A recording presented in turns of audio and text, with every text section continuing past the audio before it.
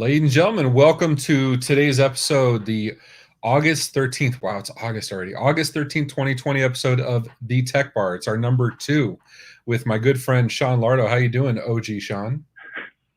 I'm fantastic. I'm about to take part in this beer called Clown Shoes for today. Undead Rhapsody, which I'm a huge Undead fan. But yeah, doing great. That seems oddly fitting with your attire. I know last week we had the purple velour with the ascot. I see the ascot's back, but this is a Larry the Cable Guy kind of thing at a black tie event. Yeah, well, and there's an ascot still, and also I'm all about the farm life.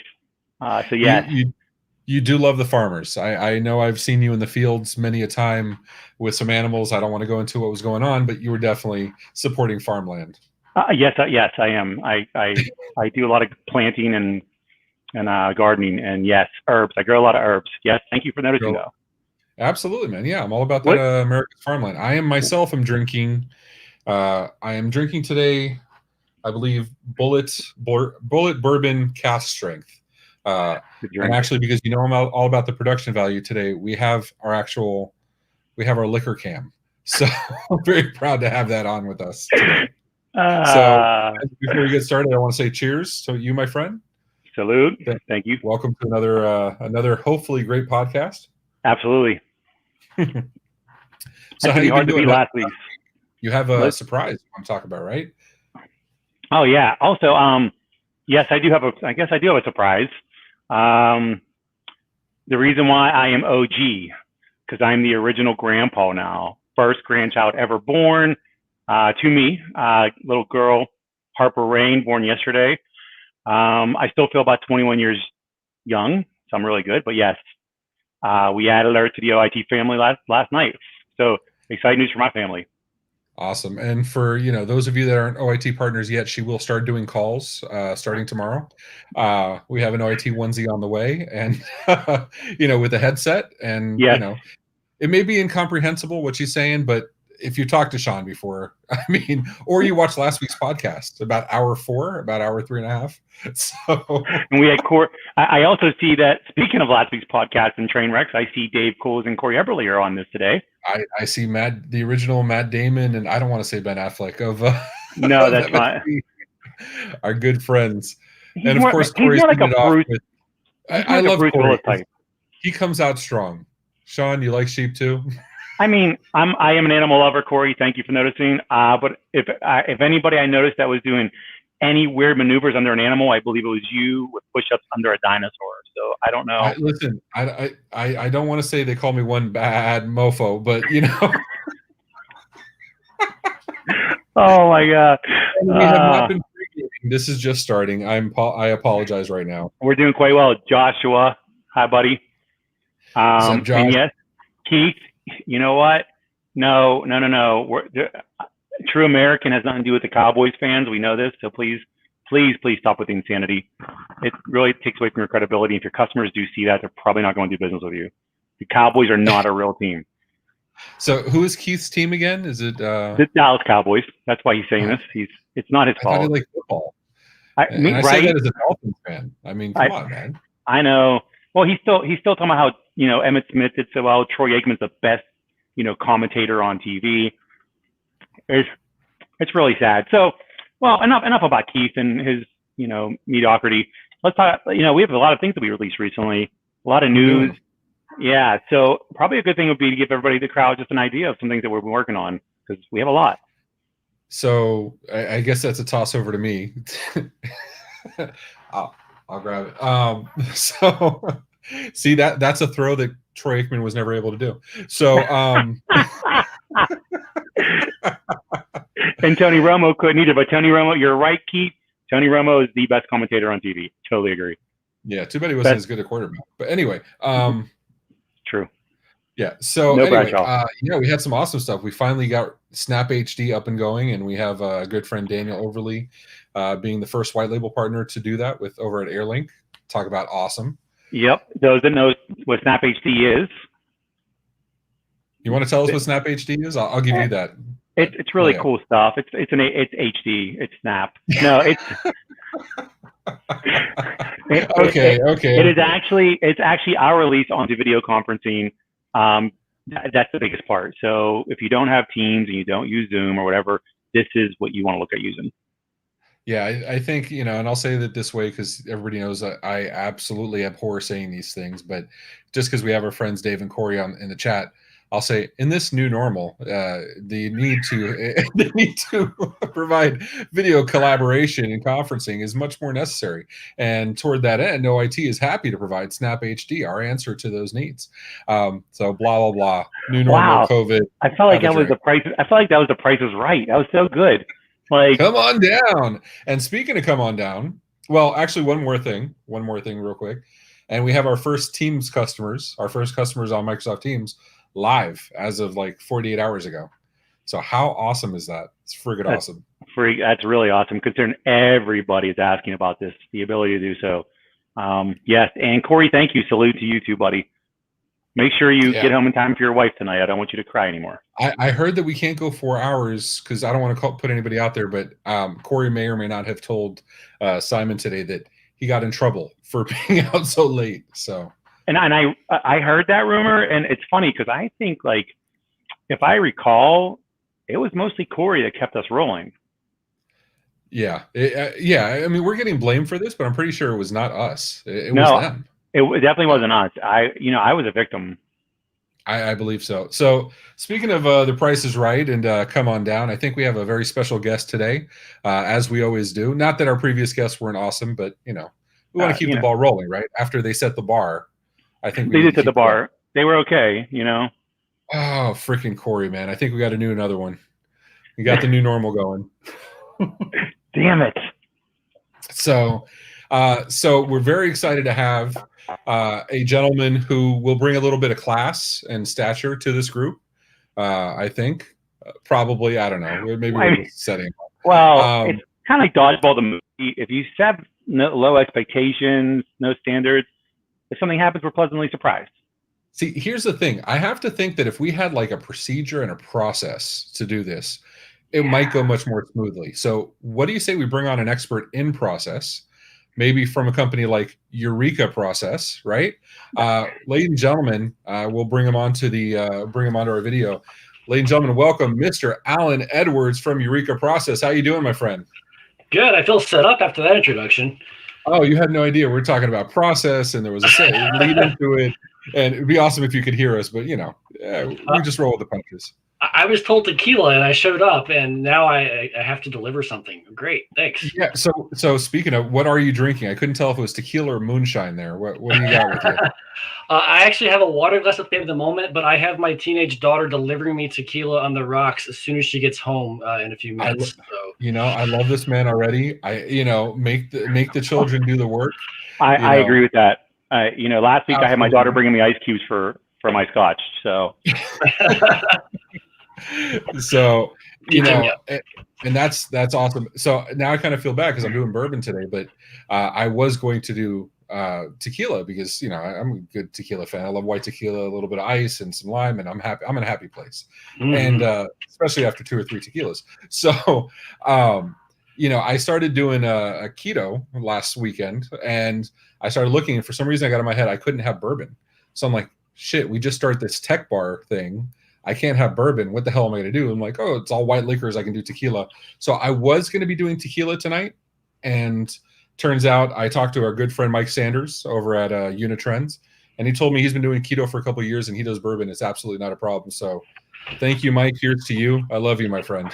So when you say keto, is that like some sort of like a sneeze or what is that? So it started with a sneeze, ended with a damn, I'm way too fat. I need to lose some weight. So, yeah, I mean, I'm basically a carnivore. I'm one of those people that's actually pretty well off. It's not that I don't like fruits and vegetables, but you put anything good in front of me and I'll eat it. So when looking for a diet, I look for something that I could be my carnivore self, and keto kind of fell into that pretty well. So, yeah. And we're going to do the polar bear dive next year, so we will be in Speedo thongs, and we need to be ready for that. Yeah, I actually bought my thong last week. I have it ready. It's so weird seeing your dog go up the stairs. What is your dog's name, sir? sir. Thank you. You know, it's about time you showed this respect you're supposed to be showing all along. Well, you're older now, less wiser. I'm older now. The dog is Henry, and he's lost. He doesn't know what to do with himself. He's bored and annoyed. Well, he'll be down any second. I imagine he's usually playing with you at this time. He's not, He's very prestigious, though. Henry, a name like Henry, he likes Vonnegut and, long walks on the beach and astrology. Kurt Vonnegut? Yeah, absolutely. Yeah. Can you name one Kurt Vonnegut book? His best hits. His best hits. So, Alan, how you doing, my friend? What's going on with you, man? I've honestly had my nose to the grindstone for months straight with this. Wait, if I say do normal, does everybody have to take a shot? Yes, absolutely. Yes. And I think we have to already. Don't worry, Alan. I'm tallying them up for you, so you know what to do when you're drinking. So when you come back, absolutely, you have, or when your drink is delivered, you have to catch up. So. You may want to tell her to get you a bigger glass. Oh, we'll see. She tends to overpour, so yeah, it'll probably happen. So we've been super busy, and I think it's because there's been this slight slowdown with the uncertainty. And most MSPs folks I've talked to, they're like, you know what, we're going to weather this just fine, but there's going to be some bumps. And a lot of them are beginning to say all those projects for internal improvement that I've been putting off. Now's the time to start thinking about those types of things. And so I think that's why we've been a bit busy. You mentioned, Ray, some news to me today. I was like, I should really watch the news sometimes because I had no idea that. I mean, you don't want to watch the news because what else could go wrong? It's like. So what you're saying is you're so concentrated on your clients and focused on your clients that you don't pay attention to the outside world. It's just all about their process. And internally, we've just doubled our staff in the last 3 weeks. So there's, a team member onboarding process going on. Nice. Dealing with logistics.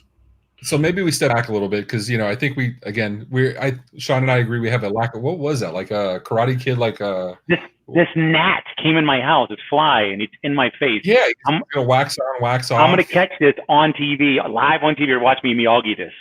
He's just doing it so the recording's there, so he can but we can't see the fly, so he can catch it and be like, oh, I caught it. I know, right? Look, it's gone. Anyway, so we were talking before you brought you on, Alan, that we're saying, we're a little rough shot here. We're kind of getting our momentum going, trying to figure out our place in this world.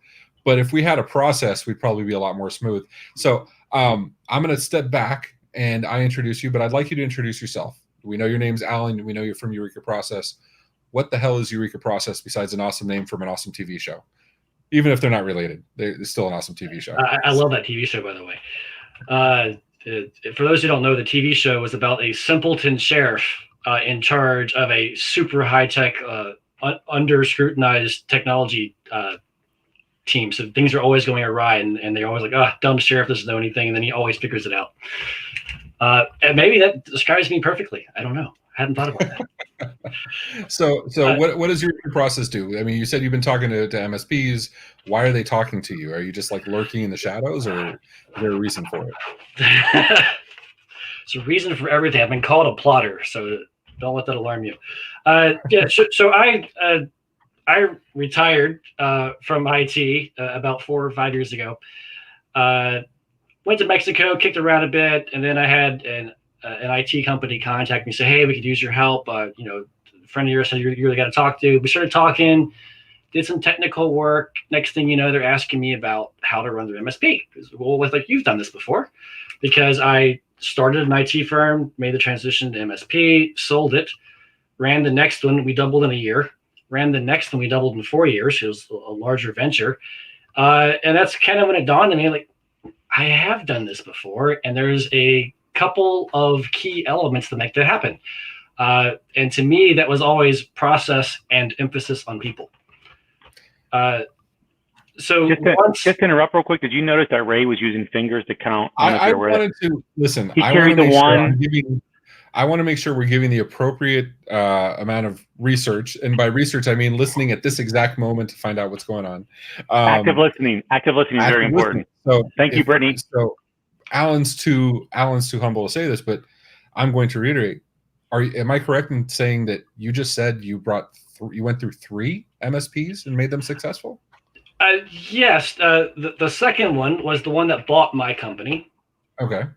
So I was there for a year until I went to go work for a different MSP after that, and I was there for 4.5 years in a leadership role, not the owner, and not the only person there who helped create success, but was certainly instrumental in bringing about a culture of process and documentation, and trying to bring an emphasis to the people who work there. That's awesome. So I have a question. What is the most commonly found issue you find with these companies and their processes that you fix? I'm going to go back to the people issue first, because you can process it. It's too easy of a segue to say, oh, it's processes. And while it's true, the people part is the hardest part to teach.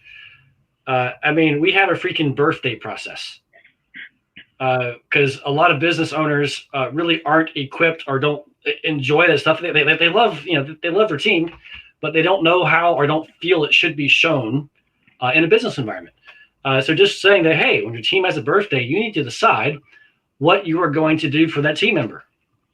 And you're going to make it public, whatever it is. It could be small. It could be an email to the team. It could be dinner out with sticks. Whatever the process is, be consistent, because one of those places I've worked before would go out for steaks for one guy, play a prank on a second guy, and forget the third guy. And how do those people feel? Okay. Right. That makes sense. So standardize it. Actually have that in place. I mean, MSPs are all about documentation and process and procedure, right? I mean, every MSP is good at that, right? No. So far, in my limited experience of several dozen, none of them are. Some are further along in documentation, but when it comes to process, not so much. The good news is, I found a lot of MSPs are good at finding good people, good talent. And I'll be the first to tell you, I would take good people over a good process any day, because I can mess the process up. I can not have a process, and good people will get me there, maybe with a little more effort than we needed, but we will get there every time. So when I see a company that's doing well and they want some help in processes, I'm like, okay, here's where we can help, because we can really turn up the volume there. But when I walk into a company, which has happened before, where employees feel like slaves, and the owner doesn't trust a single one of them, that's a much bigger challenge. And we've handled a few of those, and it's a lot less fun, but it has to get done, because it takes a long time to change culture. So I want to ask you about that, because that employee feels slaves mentality. I'm very proud to be a moderator at the Reddit subreddit, MSP over at Reddit. Words are hard. So I'm very proud to be a moderator over there at the MSP subreddit. But you hear a lot of things where, like, people coming from outside MSP and looking at, joining into an MSP as an employee or getting started, they ask, they hear horror stories about being overworked and underpaid and underappreciated. And I get many employees feel underappreciated and feel those things generally anyway, despite your best efforts. But MSP seems to be one of the worst from the outside perspective. Why do you think that is? I think part of it is there is such a direct tie to profit motive. I mean, it's pretty easy to say hours equal income, and anything over what I'm making is money in the owner's pocket. So that's another thing that we typically tell people is you need to become some form of, or on the spectrum of, an open book manager. Teach your employees how to read a P&L, or at least share numbers that make sense to them, so they understand that, yes, we try to mark up all professional services 3x, 3 times their hourly rate. And why is that? Well, a third of that is to cover their salary. A third of that cost is to cover overhead. And a third of that's what I call necessary profit. 1, profit's taxed. 2, profit has to be retained to float the company and reinvested into other things. And then 3, if we're not making a profit, what's the point? Right. I don't disagree at all. And try asking for a salary raise from a company that's not profitable. So how do you walk that line, right? You talked about 3 different companies. You brought it. You came in, and in different roles in each, obviously. But how do you do that people first mentality? It sounds nice. It sounds pretty, but how do you affect it and still keep in mind that you have to be profitable as a company?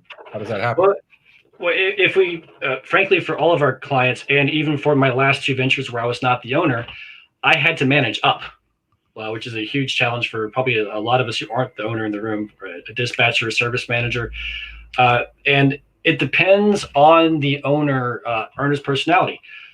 For example, I've met owners who just don't get it, but they want the results. What do? We put in a people manager between them and the people. Somebody who does get it, so that, owner comes as a service manager.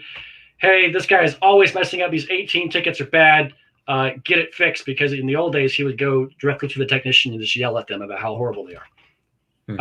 And it wasn't that they actually thought they were horrible. It's just that they're stressed. This is affecting your profits. This is my baby. I've grown this business for 20 years. Don't mess it up. So it's also about teaching both parties to see it from the other's perspective. Hey, this owner has worked on this for 25 years, and suddenly somebody else is making mistakes on his behalf. Maybe his approach wasn't the best. So it's like frequently a service manager, and that's my favorite position because that's the one that I filled for a long time in these positions. And it also has the most unique challenges. But you have to take that filter. Okay, great. Mistakes were made. Owner's upset. Now I'm going to go to the team member, and I have to present that in such a way to get results. If it's even true, by the way, because you have to vet your data. So you can't just take numbers, they sound good, and be like, all right, awesome. 2 + 2 is 7. We like it. Yeah, that's not what happens, right? No. So and you also talk about manage up, right? Person, and it's like, yeah, this deal, they're coming in with 3 seats now, but they're going to be 200 seats later. And you're like, okay, yeah.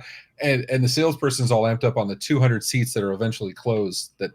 I like to call them unicorns and rainbows, right? I believe in Amex and Visa and MasterCard, but it's all rainbows and unicorns till you put the sign on the unicorns are nice. Unicorns are really nice. First off, second off, unicorns. All right. Make sure we're clear. I want to make sure we're clear on that. And second, you said something very good there, Alan. That's interesting. Is managing up.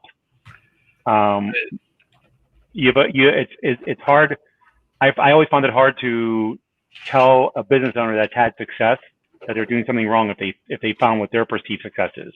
When did you find that wrong? When did you find that hard? I call bullshit. Oh, no. I'm sorry. I find it hard for other people, not for me, because I tell Ray all the time. That's where I'm getting to with this. That's actually frequently what I share with middle managers, and I include service coordinators, dispatch, and middle management, even if they're not in charge of anybody, because they're running the company, no matter what anybody says.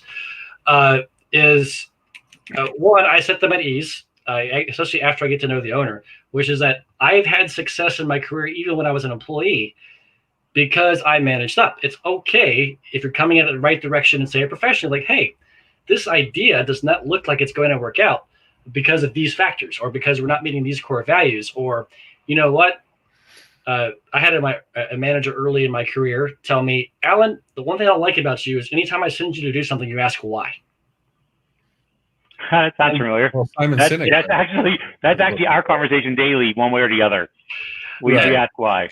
However, before we go any further, I want to bring up, Sean is not just saying words that he likes unicorns. When we were at IT Expo in February, unfortunately, the last in-person event we were able to attend, we went and found these unicorns from one of our vendors, and from Bandwidth, and we kind of forced them into giving us more than. Well, we don't want to put anybody in trouble. They graciously gave us several unicorns, even though there were limited supply. So I don't know what. What's worse, the fact that we all look like we drank all day, and we hadn't at all. And Matt looks Matt looks like that comedian from Half Baked. What's that guy's name? The one that I can't think of his name. Oh God, I'm finding him right now. Actually, and I love unicorns so much. If you pull up my LinkedIn profile, that's actually my profile pic. Is it really? I love that. Yes, feel free. Go ahead and look, and I'll find out this actor's name. But that's what Matt looks like. I hope Matt's even listening. He's probably not. Jim Brewer is the comedian. There you go. That's what Matt looks like. Oh my gosh, you're absolutely right. I wasn't lying. There's a unicorn. You train our troops shirt with your unicorn. My train our troop, my employee of the month pin on my lapel, and yes. So and let's put that out there real quick. So we're at IT Expo. We're doing this We're there with Train Our Troops, which we absolutely love. Sean was awesome to bring us in to Train Our Troops when, because it's something he sits on the board on, and it's near and dear to our hearts. And so we went to IT Expo with Train Our Troops, which was awesome. And we're doing interviews with IT Expo, and he does the interview first, because he's well-dressed, a good-looking guy. He's like, whatever. Actually, they couldn't find a well-dressed, good-looking guy, so they got Sean. And so we're doing the interviews, right? And I see he's wearing this pin, and I thought Sean's wearing this pin from like something military-related. I had no idea this was the Employee of the Month pin from OIT. It was my Employee of the Month pin. It's the first Employee of the Month Employee of the Month I've ever made in my entire life. And in all of my life, it's the first time I've been Employee of the Month. Are you saying that other organizations are not people first and don't have processes for recognizing employees and rewarding them for their... They don't have birthday process, and you're absolutely correct. That's why Alan is so important in what he does. So, and I just more happiness that came out of IT Expo. We have this beautiful dog, Sarah, that's with us. She's an active service dog. She's not, there for pretty. She is awesome and terrifying. Yeah. So she's sitting there and she's wearing her OIT thing, OIT goggles and whatever. And so we're there, and we have, this is the worst production ever. And you're doing really well. Thank you. She does this demonstration. She's freaking terrifying. So I'm sitting at the booth, right? I think I'm talking with Kevin at the time. Not this Kevin, other Kevin. I'm talking with our Kevin at the time. And suddenly I just hear, woo, woo, woo. And I'm like, what the whole floor stopped. This is IT Expo. This is over 1,000 people. And the whole floor got quiet. I look over. She's a good 200-300 feet away. She was not close, but she commanded the entire conference hall. Go over there, and she's doing this and terrified not terrified, but she commanded the entire audience. So Amen. Sweet little puppy she will freaking tear your face off, which is one of my favorite parts of the entire Talk about training and processes. That's one right there. Seriously. We've been trying to get Sean on a leash since, and it hasn't worked. So, Well, I have an ascot now, so I have language. It's French, Alan. It's French. Yeah. Excuse your French. Asco. Parlez-vous français? Oh, so Dan wants to know, good evening, everyone. What's everyone drinking? So I will go back to, we have our liquor cam today. I have my my OIT decanter and my my stormtrooper decanter. So I'm drinking in an OIT glass my Bullet cast strength bourbon. Sean, what do you have, my friend? I'm drinking Clown Shoes Undead Rhapsody beer, and it's like 15% alcohol. It's actually a really good tasting beer. I was afraid of it. I'm no longer afraid. I'm no longer afraid, like Heather Margulis just said, how terrifying my shirt is. Heather, America. Take notes. America, fuck yeah, America. So, and speaking of, Heather's bringing on, Heather, who's a good friend of ours, is also commenting on another good friend of ours. I consider him like a brother. Mr. Tony Francisco will be with us on, it's hard to read, August 27th. Actually, so the next 2 weeks from now, he'll be on. Correct. And also, Heather, let's get something very straight. I have far more class in my dress apparel than Tony Francisco. So are we going to do all tank tops for Tony on the 27th? There's simply no way of telling what's going to happen. I mean, I don't know. We're going to find out what happens. This will be just, I don't know. So let's get back onto the guest of the hour here. Or look, we're an hour in. It flies. Or we're half an hour in. It flies by. So Alan, okay. So OIT, our whole thing is welcome to the family. We're all about we treat our partners like they're part of the family. We treat our clients like part of the family. We treat our employees like they're part of the family. Many of them are. My wife and my daughter work with us. My cousins. And my granddaughter's making phone calls for collections. Absolutely. Oh, she'll get your ankles, dude. She'll bust you your ankles. So, and I love my partners that are talking to me in Discord and scheduling on my scheduling link as I'm online. So pretty awesome. So yeah, I mean, but are you saying that's not the norm? I mean, how do you not take care of your employees? How do you not treat them like family? What is that? I don't know if it's an age group or what the common factors are, because I don't even see that commonality. But when you get into business mode and people just start thinking of processes only, for example, versus the people aspect, or just the profits, or how is this directly impacting the business, and they're not looking at the people as people. And this probably comes from stress at a certain size. I doubt it's that way at 2, 3, 4 people. Yeah. But when you start getting into 5, 10, 15, 25 people, it can become a challenge to keep up.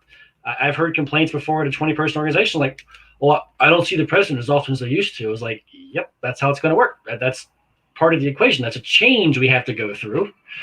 But so it doesn't mean that you shouldn't care. So, at least in our end, and I agree with you, a 4-person company has different stressors than a 25-person company.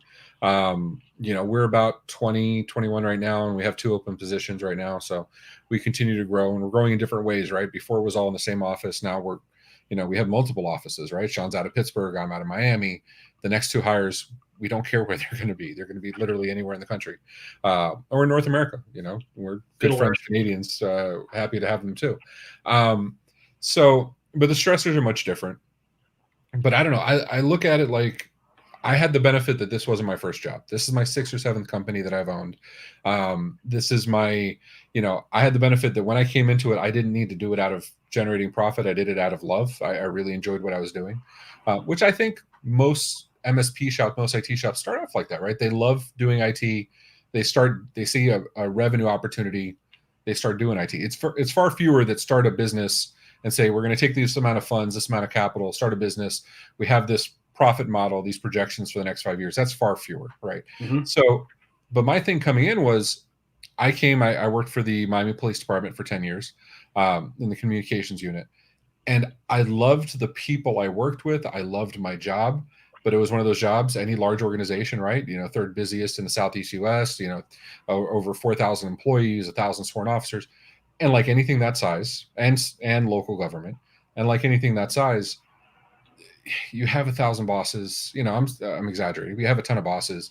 You have, decisions are made that beyond people that can actually see what's going on. And I literally hated going to work. I absolutely hated it. Despite loving my job, despite loving the people I worked with, despite loving what I did, I hated going to work. And, and it was because of the company culture, the organization culture. So when I came to work, I started OIT, or Orsini IT at the time, I said, this is not going to be a place where you hate coming to work. And I prefaced every interview with that. I told them honestly, I said, when I woke up at night, because I worked midnights because I had a young daughter and it was easier to work midnights and do stuff with her during the day. When I woke up at night, I sat at the edge of my bed and I could come up with 20 reasons not to go to work, to call out sick, to whatever. And I had to force myself to come up with one reason to actually go to work. And this was every night for the last 5 years. And I tell people when I hire them, when I interview them, I say, this is not going to be that place. Everybody has a bad day. Everybody has a day where, they'd rather stay home because they have personal stuff going on. But this is not going to be the place that's miserable for you to go to, right? And I gave Sean this speech, and I've given everybody we've ever hired this speech. And I think it sets the employee off on a different note when they start with you. Did you give me that speech? Yeah. I can't, at my age, I can't, as a grandfather, I don't hear certain things. I just smile. What you want to do is you want to turn that up a little bit. Huh? So, but yeah, I mean, starting the employee off with that mentality of, why we do what we do and make sure they're on board with that, I think has a lot to do with the company culture that we've created here. So you are circling right back to the very first question that we were starting on, which was asking why. When I would ask why, and he would answer me, when things went to shit on site, like this is my technician days, I knew why. I knew what we were trying to accomplish. I now had all the tools that I needed to go get it fixed. As long as I accomplished the why, it was a successful billable ticket, and I can come back to the office. And I think it's the same with the people culture. Typically, this whole culture of liking your people, making them feel appreciated, like you're talking about, is because you told that story. This is related to core values as well, but you gave them your why. Mm-hmm. They understand why you want to be like this. You also, that is one of your core values. You have the entire company centered on what is core to the company culture and to you. And that's the most important process of all, by the way. And I'm slowly rearranging even our templated processes to try to encompass this better. Core values are the process for when there is no process. Yeah. John, do you know our core values, sir? Do you? Me? She's talking to me? Perseverance. Perseverance. So how many? So I'll take a chance. We're doing these video interviews in February because he flew down. Him and Matt flew down, and we're taking the opportunity to do a bunch of video content while we're here, right? And we flew down, and Kevin came down too, and we're having a blast. And so we're having each employee talk about our core values. Now we actually have core values. We absolutely do.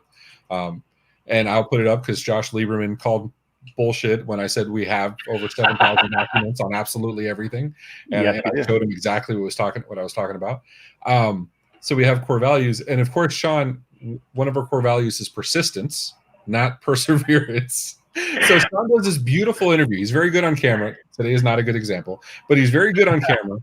And he does this thing about, and I'm here for the partners, and I'm having, we're here because OIT believes in family first and blah, blah. And, the core value that's most important to me is perseverance. And he goes into this speech about it, and nobody stopped him because it actually sounded really good until he finished. And then I'm just sitting in the back and I'm like, buddy, persistence. And I was like, shit. That whole segment all over again. And I think I said perseverance like 4 times in that too. Like I knew what I was saying, but I wasn't saying the same thing. It didn't matter. It did not matter, but it sounded really good.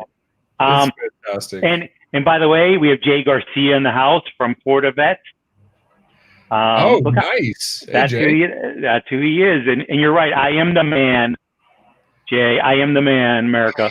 I don't know if we want to sit there and say that, but actually, but that kind of, what though? If anybody could ever attest to this, I don't know if I want to put that up. I'll put that up. I mean, only speak truth, please. Please, only truth in this tech bar.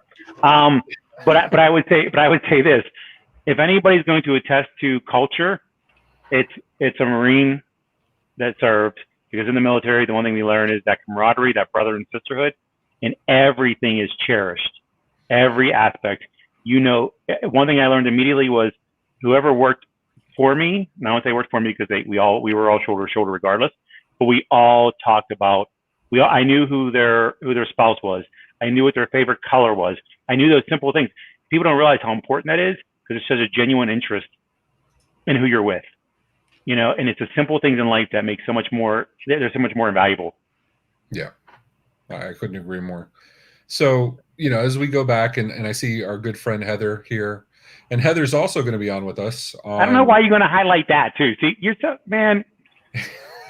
Well, I just wanted to highlight Heather, because Heather had one of the better sessions. I mean, they were all badass sessions, but I mean, Heather. Yeah, actually, that's right, Heather. You, me, and Michelle, we had one of the best sessions at the conference. Just on a point we were voted for. Help me out here. Did it not get good? It only got good once I jumped on, right? That's when the magic happened, the three of us. Did you jump on? Nobody even noticed. It didn't matter.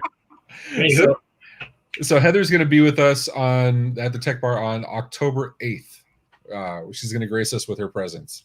So and maybe bring a little more class to this dais here. Yes, Heather Margolis of Spark Your Channel, a badass technology, which our partners will be using.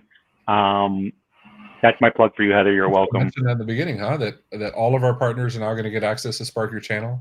That is correct. Thank you to Heather for taking care of us and ensuring success for our partners. She has given that. Exactly. Faux show, Heather. I love this. I love people in business that don't take themselves too seriously. I'm going to put these 3 in order. These 4: whoop whoop, the best, faux show.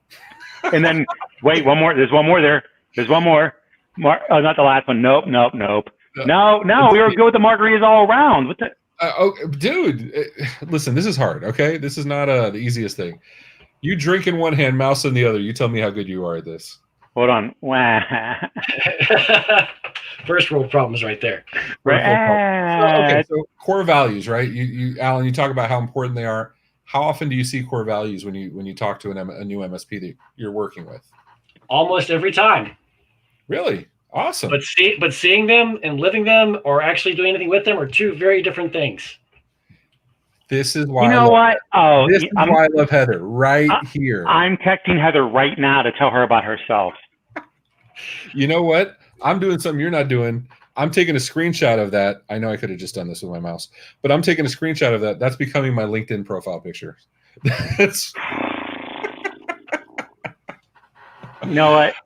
I don't even know why you're even on her, Heather. Go away. I cannot wait till October 8th. I'm just saying it's going to be awesome. So Alan, so you're saying most of them have core values, and I very apologize. I'm very sorry to have interrupted you, sir. Please. She's not.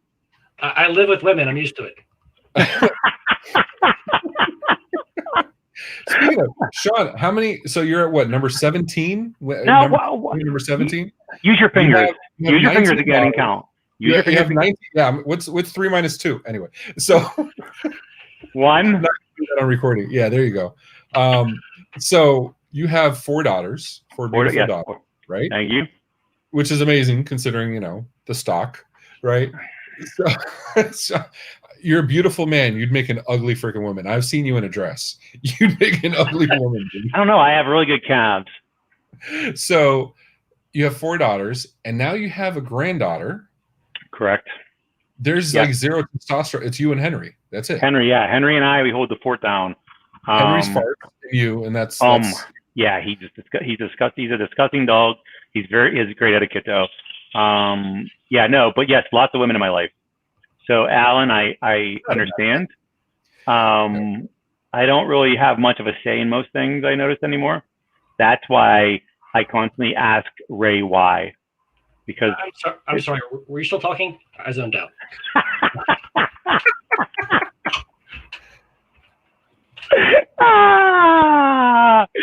Man, it just keeps happening.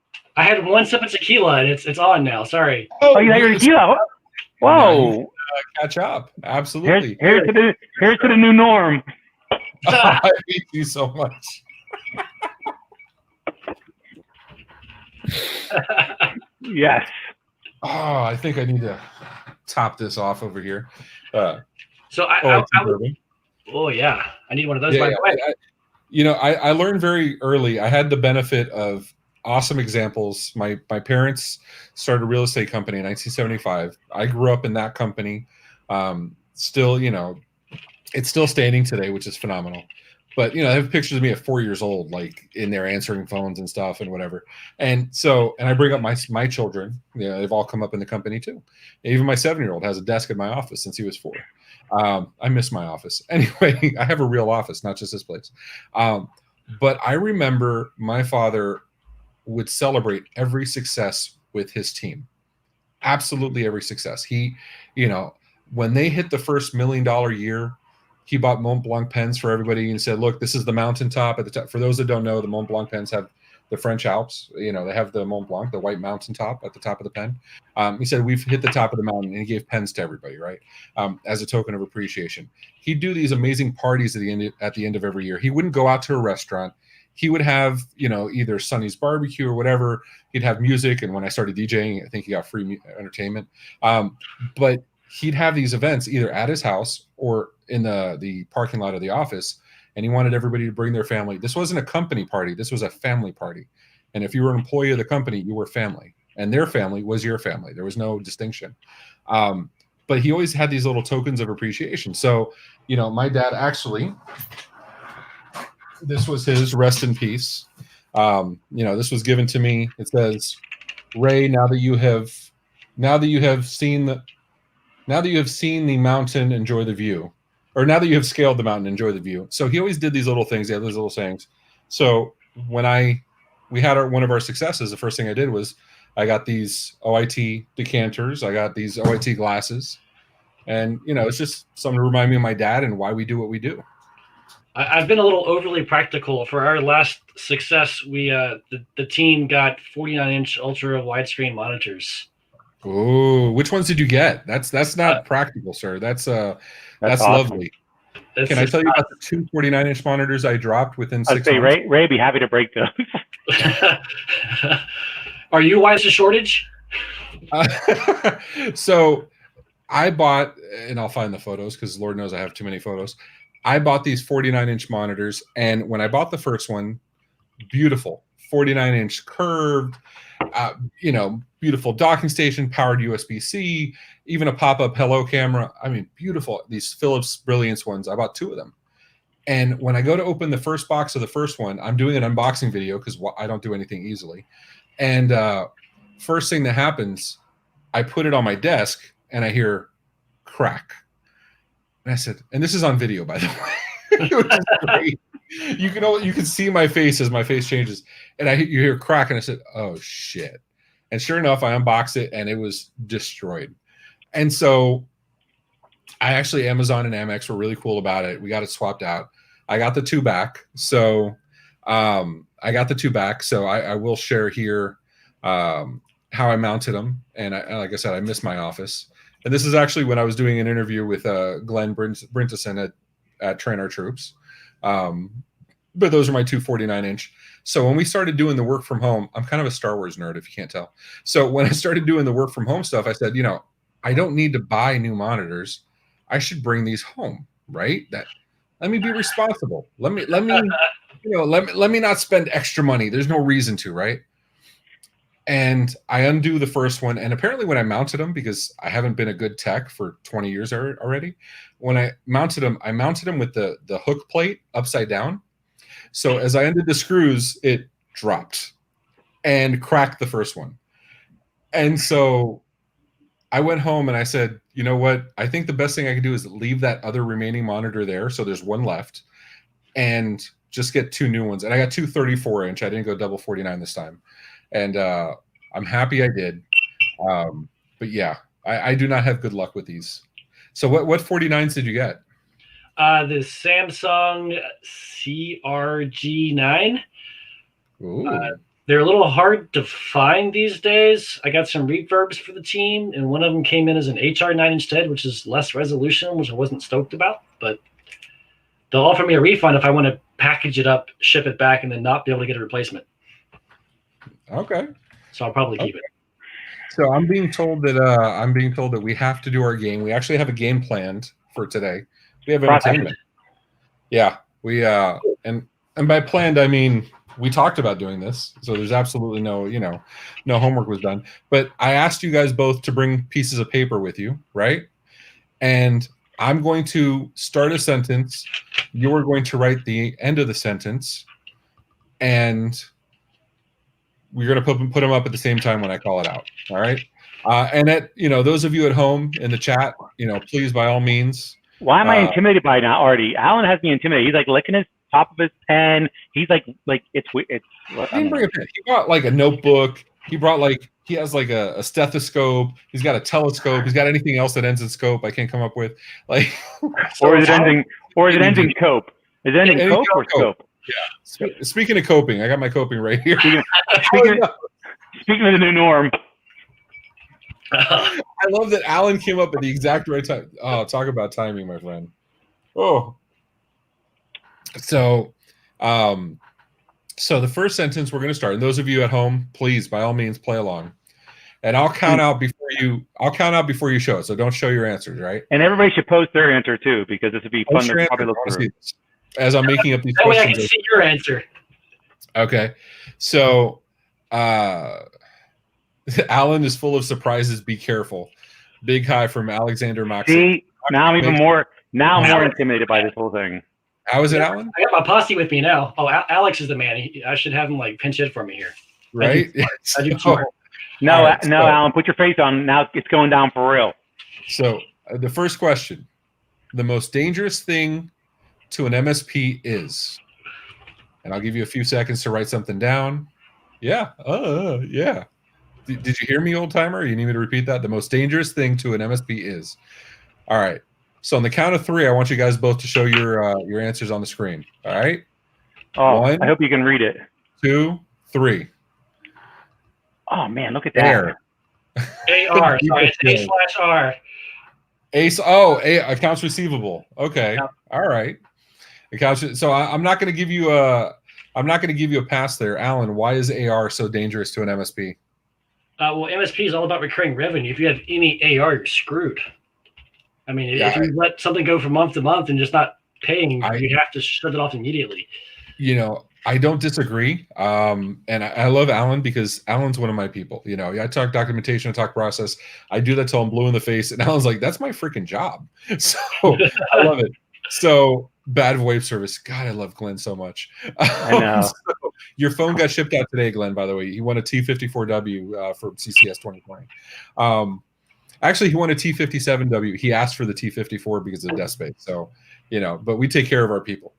But I was going to say, I actually used to talk about that where we had, you know, we were doing moderately well. We were, I think, 60 grand MRR or something like that. We were doing pretty okay for the number of employees we had. We were doing pretty awesome. And we would have month after month where we'd be 15, 20, 30K behind because people wouldn't pay. And it was killing me because I hated worrying about payroll when I know people owed me money. That did not make sense to me. So much so that I actually wrote a blog about it. And if you want to go, it's at fupayme.money. That's a real website. I'm not kidding. And I wrote a blog about it as to why we require automatic payments today. We set the tone with new clients. It's already in the chat. Yeah, I put it in the chat. Oh, good job. That's why. Thanks. So about automatic payments required, it's fupayme.money. So, you know, and it's the truth. It's a required thing because, it's a required thing because, you know, I won't put my company in that position again. You know, now that our MRR is way multiples higher than what it used to be. I'm not going to put myself in a position where I have to worry about payroll because people owe us money.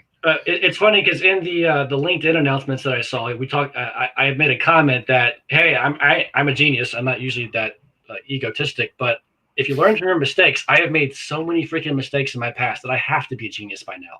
And MRR is certainly one of those. So I love. So we have a very close community. I'm all about community, right? I love my partners. This is Glenn. He pulled up on Discord. He pulled up on his own because I share my casualties with my friends. So he pulls up on Discord. He shows me this. I'm like, but why? And not only that, he shows this. He shows the mounting plate I had backwards, upside down. You know, because why give me just a modicum of like, you know, like why let me just breathe a little bit? No, he's got to remind me that was my mistake twice in 6 months. So Sean, people skills. And now Sean's people skills, because we actually have, I mean, I don't want to build his head up because Keith, if you know Keith, is that pretty big? Right? I love Keith. But where did Keith?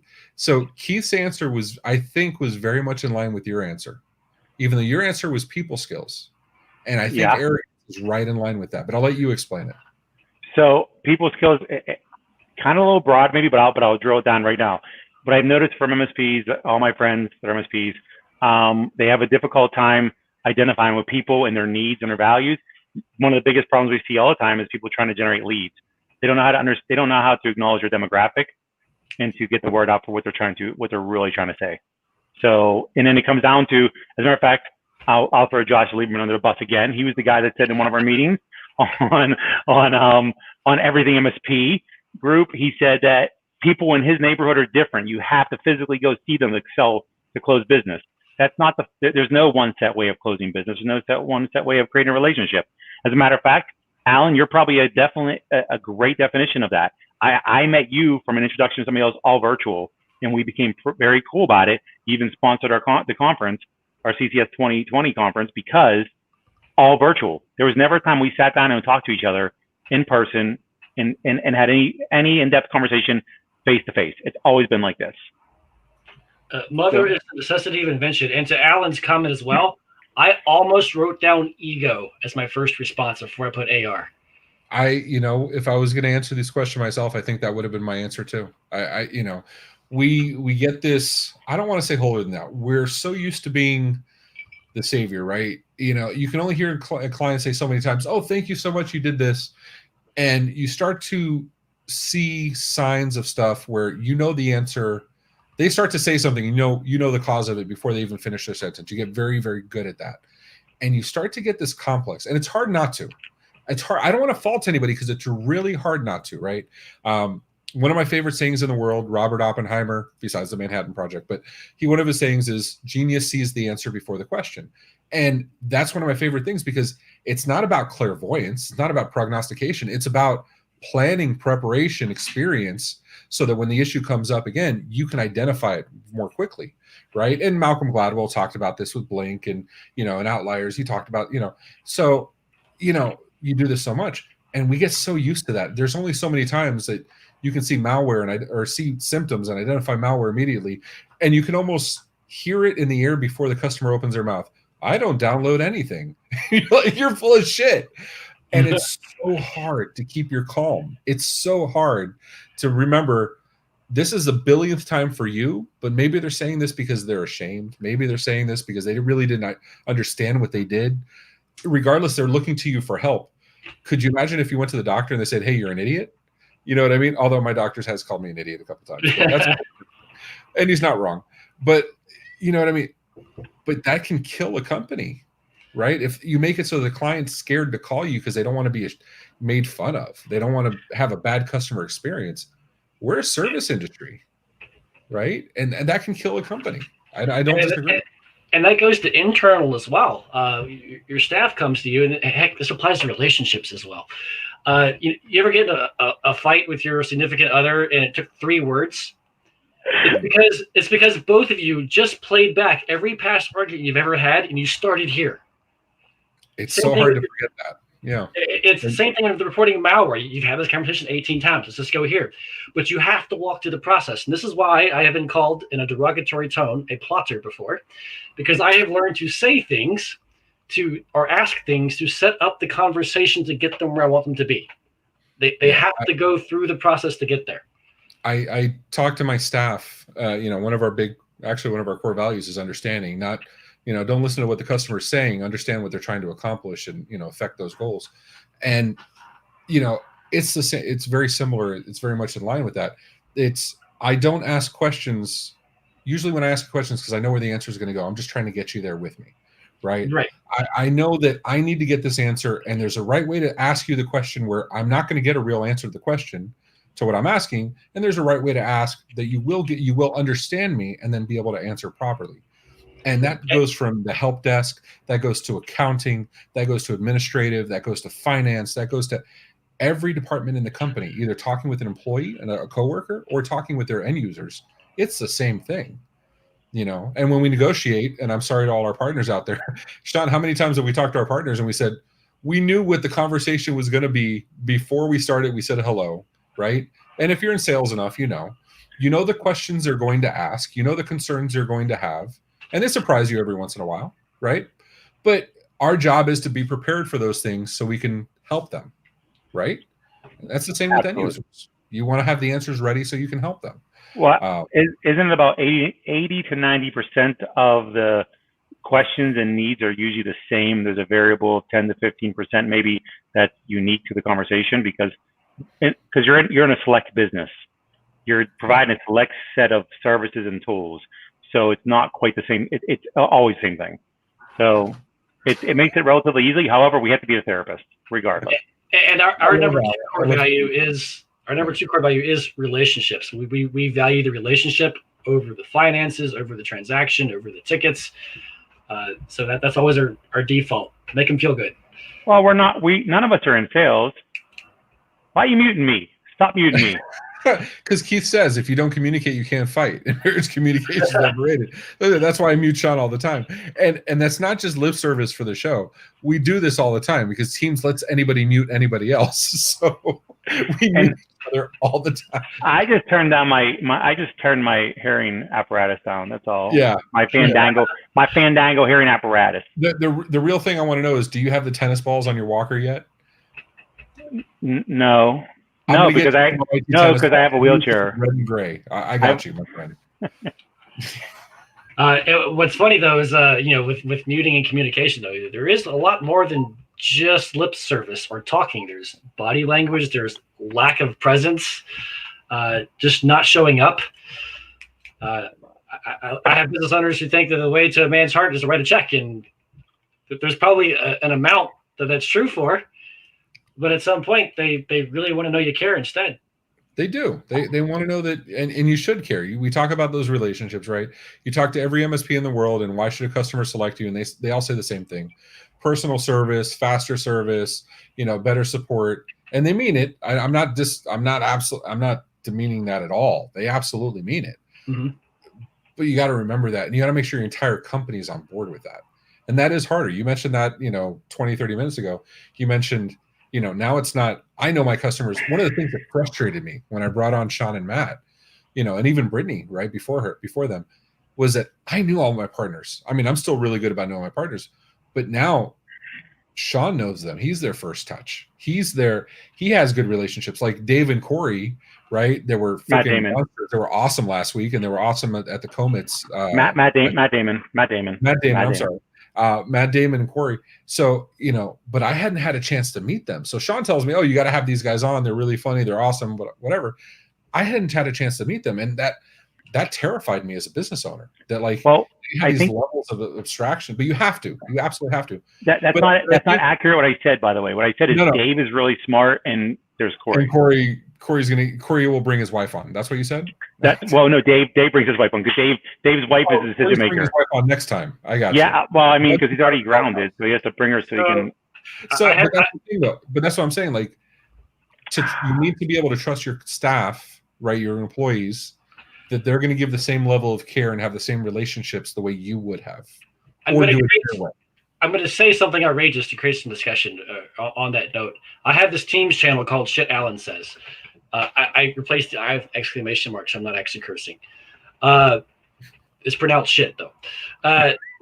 And one of the things that's in there is the secret to being a good business owner is to lower your standards. Why do you say that? That sounds ridiculous to me. That's the whole point, because it sounds ridiculous and it starts a conversation. But no one is ever going to do it as good as most of these MSP owners think they can do it. Okay. And they have to accept that. I agree. Sean can't do it as well as I can. I get it. I don't disagree with you there. Right. And Ray can't wear a Eurothong like I can. So I agree completely. That banana hammock, sir. You rock that. You absolutely rock that. And yellow's a bold choice. That's, I mean, it's my favorite color, next to lavender. So, Alan, what's your favorite color banana hammock, sir? I just, curious. Purple. Purple. Lavender. See, I'm right there with you, man. He didn't say lavender. Lavender is I said right next to lavender. Lavender, purple, and fuchsia are different colors, sir, or different shades. But lavender and purple are part of the same color family. They actually are. Are you talking lavender or are you talking eggplant? What are you talking here, man? Well, eggplant is also part of that, I believe. So, eggplant's a dark purple. It's still, they're all shades of purple. Lavender is a shade of purple. You know what? Eggplant would be more primary colors. There's only several primary colors, right? Eggplant would be more appropriate. See, he likes it on his banana hammock. He likes it in his Parmesan. The man likes eggplant. Give him a friggin' break. All right, so let's go on to question 2. Because this is not who doesn't like eggplant Parmesan? Seriously. So, and my favorite. Oh, I love Life Cycle so much. Alex and Marty. They make my heart happy. So don't let perfection be the enemy of progress. I couldn't agree more. And if you think that's lip service, right? And if you think that's just lip service, look at the show. I mean, the show must go on. So, all right, question number 2. Here we go. Question number 2. Are you prepared, sir? It's such a process. Legitimately, it's a process. I could not love this more. It's a sickness. So Keith says his bar needs snacks. Since I'm doing the keto thing, I have celery and peanut butter here with apple slices. I'm actually doing because I'm not doing the last thing. Well, we drank 4 hours last time. We pregame 4.5 hours, and I ate nothing. I just jumped onto Long Island iced tea blackberry, which you're mixing. Wow. I mean, put my face on, son.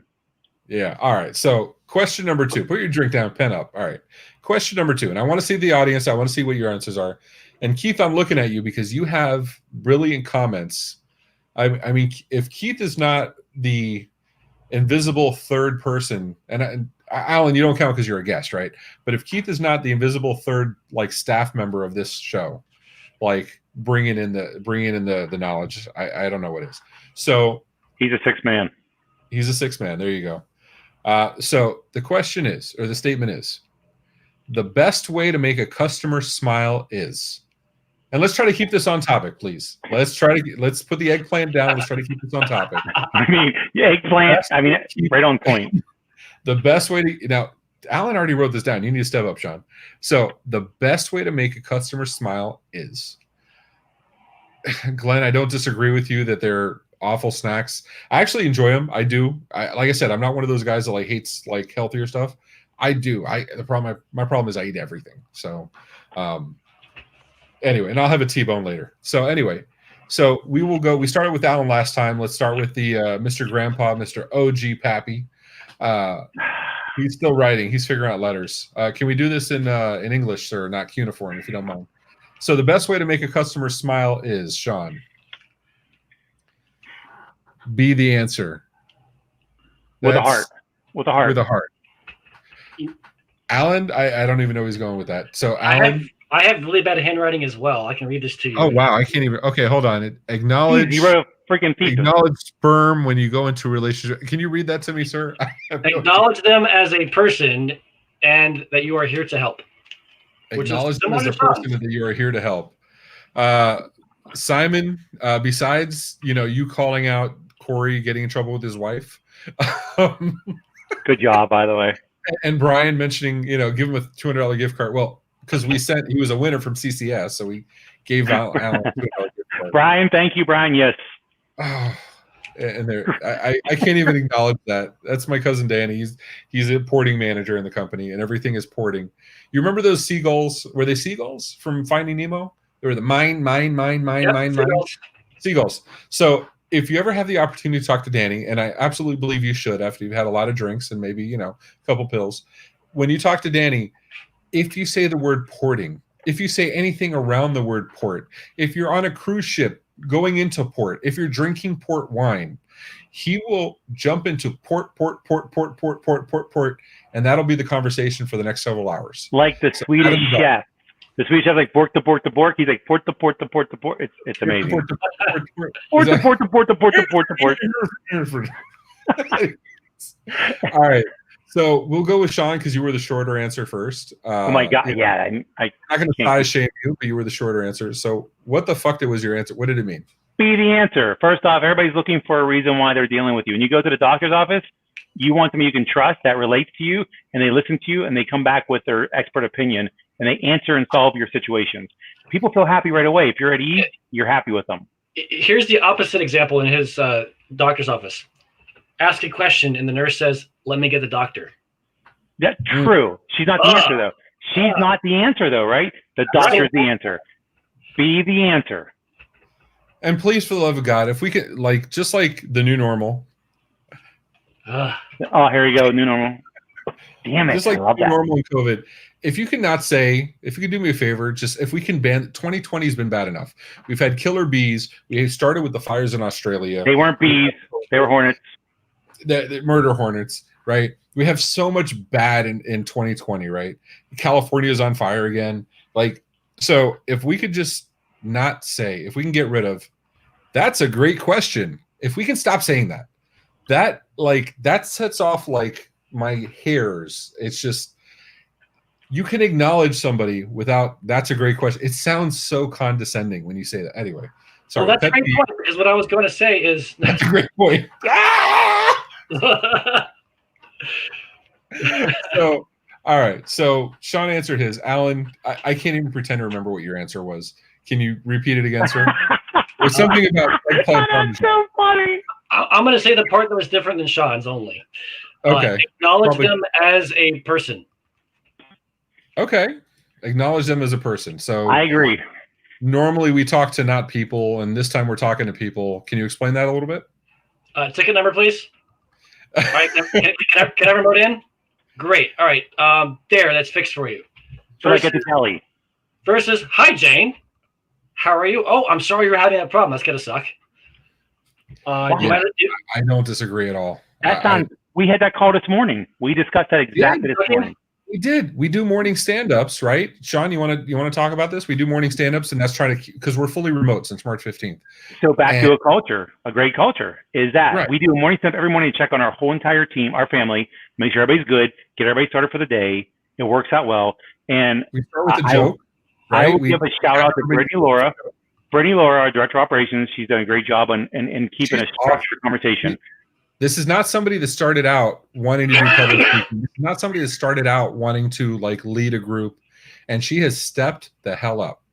Like, talk about freaking awesome. Brittany, cheers to you. So, Salute. you know, and since we're drinking, I'll go ahead and, you know, the new norm.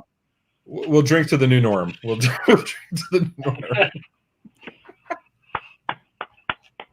Don't do that when I'm trying to swallow. And my good friend Josh Medeiros was on there. My good friend Josh Medeiros was on there. He said, "Where's my scotch? I'm going to get my scotch because Josh asked for it." So Yes. I'm curious who at the bar here has daily huddles of some sort and can explain life before and after them. Yeah, that's an excellent question. How many of you are doing daily huddles? How many of you are doing like all hands just get together? And it could be department, right? It could just be department based, but and look at DJ. Cheers to Brittany. DJ is one of our tier ones, working the help desk, taking care of our staff. Is Brittany single? Danny, you're her husband. You know Brittany's not single. Actually, I guess Danny. Considering we know Danny well, I feel like Brittany is single. To be honest, let's be clear. Yeah, seriously. She's single-handedly raising a family in her house. Oh, she's definitely watching children. So how many of you were doing, you know, daily huddles, right? Like we didn't do that before we worked remote. My wife, my beautiful, lovely, intelligent, better half, who's our way CFO, better, way better. Seriously, way better. The only reason we're still standing is, you know, and Glenn, you're full of shit because I talk to you all damn day. So I know you're full of shit. So whatchamacallit? And again, power of community. Love the community. So they better be in Florida, Mighty Manatee. Yeah, he is from Mighty. And actually, if you go to, is it mightymanatee.com or Mighty Manatee IT? I should know this off the top of my head. I've known Glenn for years at this point. It says IT on there, so I don't know. No, but his website. I'll look it up. Don't worry. You keep talking. Branding. Am I supposed to see naked people? Yes, you're absolutely supposed to see naked people. So IT naked people? Website up. So we do our logos all the time, and he redoes his logos as a challenge. Anyway, go visit Mighty Manatee. He's on a bunch of YouTube videos. He gets interviewed all the time. Really well spoken, really interesting guy, awesome person to know out of Central Florida. So, you know, my wife does a survey, right? And I don't want to minimalize her. My CFO does a survey of the company, asking, you know, what they need, what you want, you know, baby, I got it, like whatever. Anyway, so, you know, but no, asking several questions, taking a survey, because she says, we're not in close contact with these people anymore, with our staff. We're not in the same room. Let's see what we're missing. Let's ask the questions and find out what we don't know. Thank you, Glenn. mightymanatee.com. And so, that was Sean. No, okay. Sean, you're welcome, Ray. Thank you. Active reading. We did it. And our first stand-ups weren't perfect. They weren't even close to perfect. But they have evolved. Brittany has evolved, you know, taking control of them, because we went too long in the beginning, and then, you know, they were kind of roughshod, and, you know, we didn't know what the hell we were doing. And, you know, now we have a good cadence to it, but it's made our team stronger just to have that 10 minutes we get together every morning. I was going to ask, how many minutes do you have them down to? Do we have to what? How many minutes? 15, 20 minutes at most. And who runs those? Brittany does. And how much time does Brittany spend preparing for that meeting ahead of time? Whoa, good question, Brittany. How long? Brittany, she's on the call. There she is right there. Brittany, how long does it take? I think Dan's going to get some tonight. So, Brittany, how long do you spend preparing these? Because she actually has a PowerPoint now. So one of the things Sean does, and that goes back to what Alan said. Yeah, we're going to give Sean some credit. I hate to say it. You know, Sean's like, yeah, go ahead. Just say it once for me, bro. Just say, get her done. Just please. Get her done. There you go. So, right. So Sean takes the time to, when we identify, I don't want to call them weaknesses. I like to call them opportunities for improvement with staff, right? Whether it be public speaking, whether it be written communication, whether it be understanding big picture, understanding the business process or the business need. Sean has always taken the time with our staff to take them aside and say, I'll work with you one-on-one. And he did that. And he did that with Brittany, where Brittany were like, I want you to manage it because I'm used to managing things. Like I'm used to running teams. I've run teams of hundreds of people. I'm used to it. Sean, besides his extensive enterprise background, his military background, he's used to these things. We want to build up others. And Brittany was not. She's used to toddlers, which is not much different than what we do here. But or used to her husband, same thing. Or her. I said toddler, sir. So yes. Yeah. So Sean worked with her, and now she has a PowerPoint that she does, and it's not a crazy like boring PowerPoint. It's just so we stay on topic. And she, instead of her taking on doing the joke of the day, which she used to, which was horrible, and now it's less horrible. But it's still fun, which I think is more important than anything. She sits there and she now has an employee. Like she assigns it every day, so in advance, and you're going to do your joke. Not because doing a joke is important, but because learning how to deliver to an audience is important, right? And these little stupid things that have ancillary benefits to it. She says she takes the day before, it takes her about 10-15 minutes. How long did it take when you first? That's what I think it kind of shows you progress. How long did it take you when you first started? And I would bet that took you a lot longer. And you had no process to it. And when I was fishing before, if anybody was looking to do it or has other experiences, was she spends longer preparing than she does having the meeting. Because when you have the entire team or an entire department, that's a huge cost. Yeah. You've got to rock that time and make it powerful. Yeah. Yeah. It's 10 minutes every day that you're doing absolute, I don't want to say nothing productive, but you're not servicing clients. You're not, actively billing. You're not selling. You're entirely all about the company. So it's very expensive. I would like to think we dedicate 20-25% of our work month to company development, staff development, career development, personal development. We do OKRs, we do, trainings, we do, independent projects. But that would be an excellent metric for your leadership team. For what? For your leadership team, a metric of what percentage of your time is going toward internal development, company development. Yeah. Well, isn't it kind of a bunch of different aspects of development? It's your own personal development along with your development of other people, along with development of your department. Because I don't think I've ever stopped learning. I am a perpetual student. Yeah. Even though I am the OG and I am the grandfather and I am the oldest person in our company, I still I learn from Ray, I learn from Brittany, and not really Danny so much, but Brittany and Michelle, and even from DJ and Simon, all of it. I learn from everyone else every single day. Ray was actually just saying that something about a third grade level. Mm-hmm. That's Danny. He was reading at a third grade level. We went to hookedonphonics.com. That shows you how old I am. Hooked on Phonics. Wait, who, me? I don't even read, so forget that. So yeah, third grade sounds great. That's like a promotion. I said uniform, hieroglyphs, pictures. Oh, I love pictures. Pictures are awesome. So I thought IT was from the movie It. When they said their IT providers, like, oh, I love it. That's a great movie. That's not the red balloon. It's not the clown in the. No, apparently not. I was very confused because I kept looking for balloons and balloon animals. There's none of those there, by the way. I just want to point that out. That's some bullshit. It is bullshit. Yeah. Well, I call bullshit on the whole entire IT industry at this point. Bullshit. Get some fucking balloons. Anyway. So I want to test your creativity now. I both of you, right? Pictionary. I'm going to test your creativity. I'm going to put you guys on the spot. So we're not allowed to say new normal because it's bullshit. Yeah. Oh yeah. Good job, Alan. It's about time you get up to this. Yeah. So we're not allowed to say new normal. But we're not at the beginning of COVID anymore, right? I was having a discussion with MSPs in the Discord server this morning. Everybody's saying like life after COVID. COVID's not done. It's not going away anywhere. It may after elections, who knows? But COVID's not going away seriously.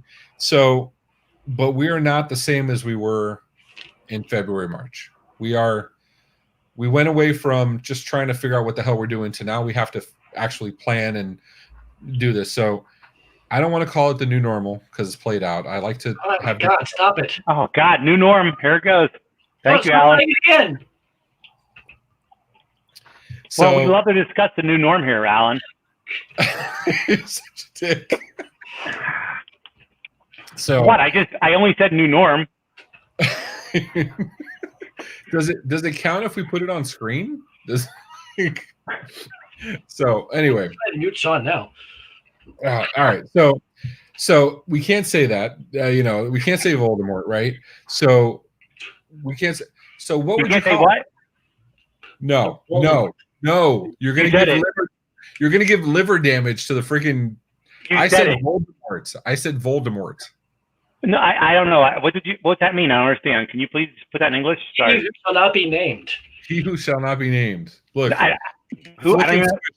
Flick and swish. I don't even know who that is. I'm trying to figure out who this is. Who? Matt knows. I can tell you. So we're not allowed to say the new normal. So yes! And we're back. So Alan, put your face on. Take a real drink. Right. We're not allowed to say, I'm going to freaking knock myself in my ass. So, Sean and I did talk about having a designated driver for this show. Yeah. And then eventually it ended up on, what did you say, Sean? Whoever's less fucked up should just lead the show at that point. Yeah, right. We made an agreement that at some point, one of us might not be in good shape to really run this. So the other one has to jump in and start running it because that's just the way it goes. Yeah. So otherwise, we'll never leave. And then we'll be like Corey. I can't put it in chat, but our good friend Rich Banky, also from Central Florida, from Titusville, he says Sean needs mutton chops, and I don't disagree. I don't disagree. So okay, so let's get back to the serious game. So you can't call it. So in your marketing, the new norm. Oh shit! Sorry. Such an asshole. You see why we mute him, right? You get it. I'm trying to understand, Ray. I'm sorry. This episode of Alcoholics Anonymous is brought to you by. So all right. So we can't say it, but every MSP is still marketing toward this, right? There's still clients out, there's still companies out there that aren't used to this, that are still getting accustomed to this, to figuring out this, not the old normal. So what do we call it? Hashtag WFH. Yeah, I call it work from anywhere. I honestly, and sir, you have to go home. We are on YouTube. You have to do hashtag, click it, like it, subscribe it, hit the bell for notification. Just saying. I think it was like a tequila shot. Click it, like it, subscribe. My God. Or it was Bubba DeVoe. Smack it up, flip it, rub it down. I'm not sure which one. Anyways. All right. So okay. So the question is, sir, we are trying to be serious here. The question is, go. An MSP's marketing should address this current state of affairs as what? Sorry, Alex. Can you repeat that again, Alex Trebek? Yeah. So this man was So in an MSP's marketing, to gain attention for the current state of affairs, what is the best way to describe it? And don't say new normal. Oh, shit. Yes, I won't say it. You did. Good job. Stop crying, Alan. I'm crying myself. This is going to really affect my run after this. I know. Alan was ready to be productive, and I think we'll get into that after this question. So, da na na na na na na da na da da na na na. So, all right, dun dun dun boom boom. All right, you done, Sean? It's not a math question. It's relax. Done. All right. So Sean went first last time. I think. I don't know. I lost count at this point. Yeah. So it's Alan's turn. Mr. Edwards, Mr. Eureka Process. Can we have your answer, sir? Now that I've learned that shorter is better for this crowd, and I can explain myself later. Is that like a receipt? Are you writing on like your lottery cards, or what the hell are you writing on? It's a receipt. I told you. Nobody has paper these days. I have paper. Me. Hold on. Oh, you're a grandpa. That explains it. First of Shut all, your face, have Alan. a Show some process. respect for the new norm. Oh, you're such an asshole. I swear. Alan started it. Look at Alan. Paper up drinking. So have a Rocket book, Alan, where you can do reusable paper. I have to go to the store?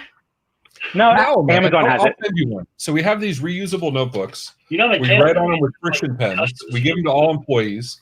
You scan it to your OneNote or Slack or Teams or whatever else, and then you wipe it off with water, and it just cleans off. Scanning? Scanning with your cell phone. You take a picture. Oh. All right, so what I wrote down was opportunity, and I did not mean opportunity for the MSP. I meant they're presenting as opportunity to their clients. I don't disagree with that at all. I like that. Please elaborate. For one of our clients, we always do a prioritized issue list, kind of like EOS would do for our clients. What comes up is, oh my God, there's this new normal. We have to address this, because if we don't, we're going to lose the opportunity.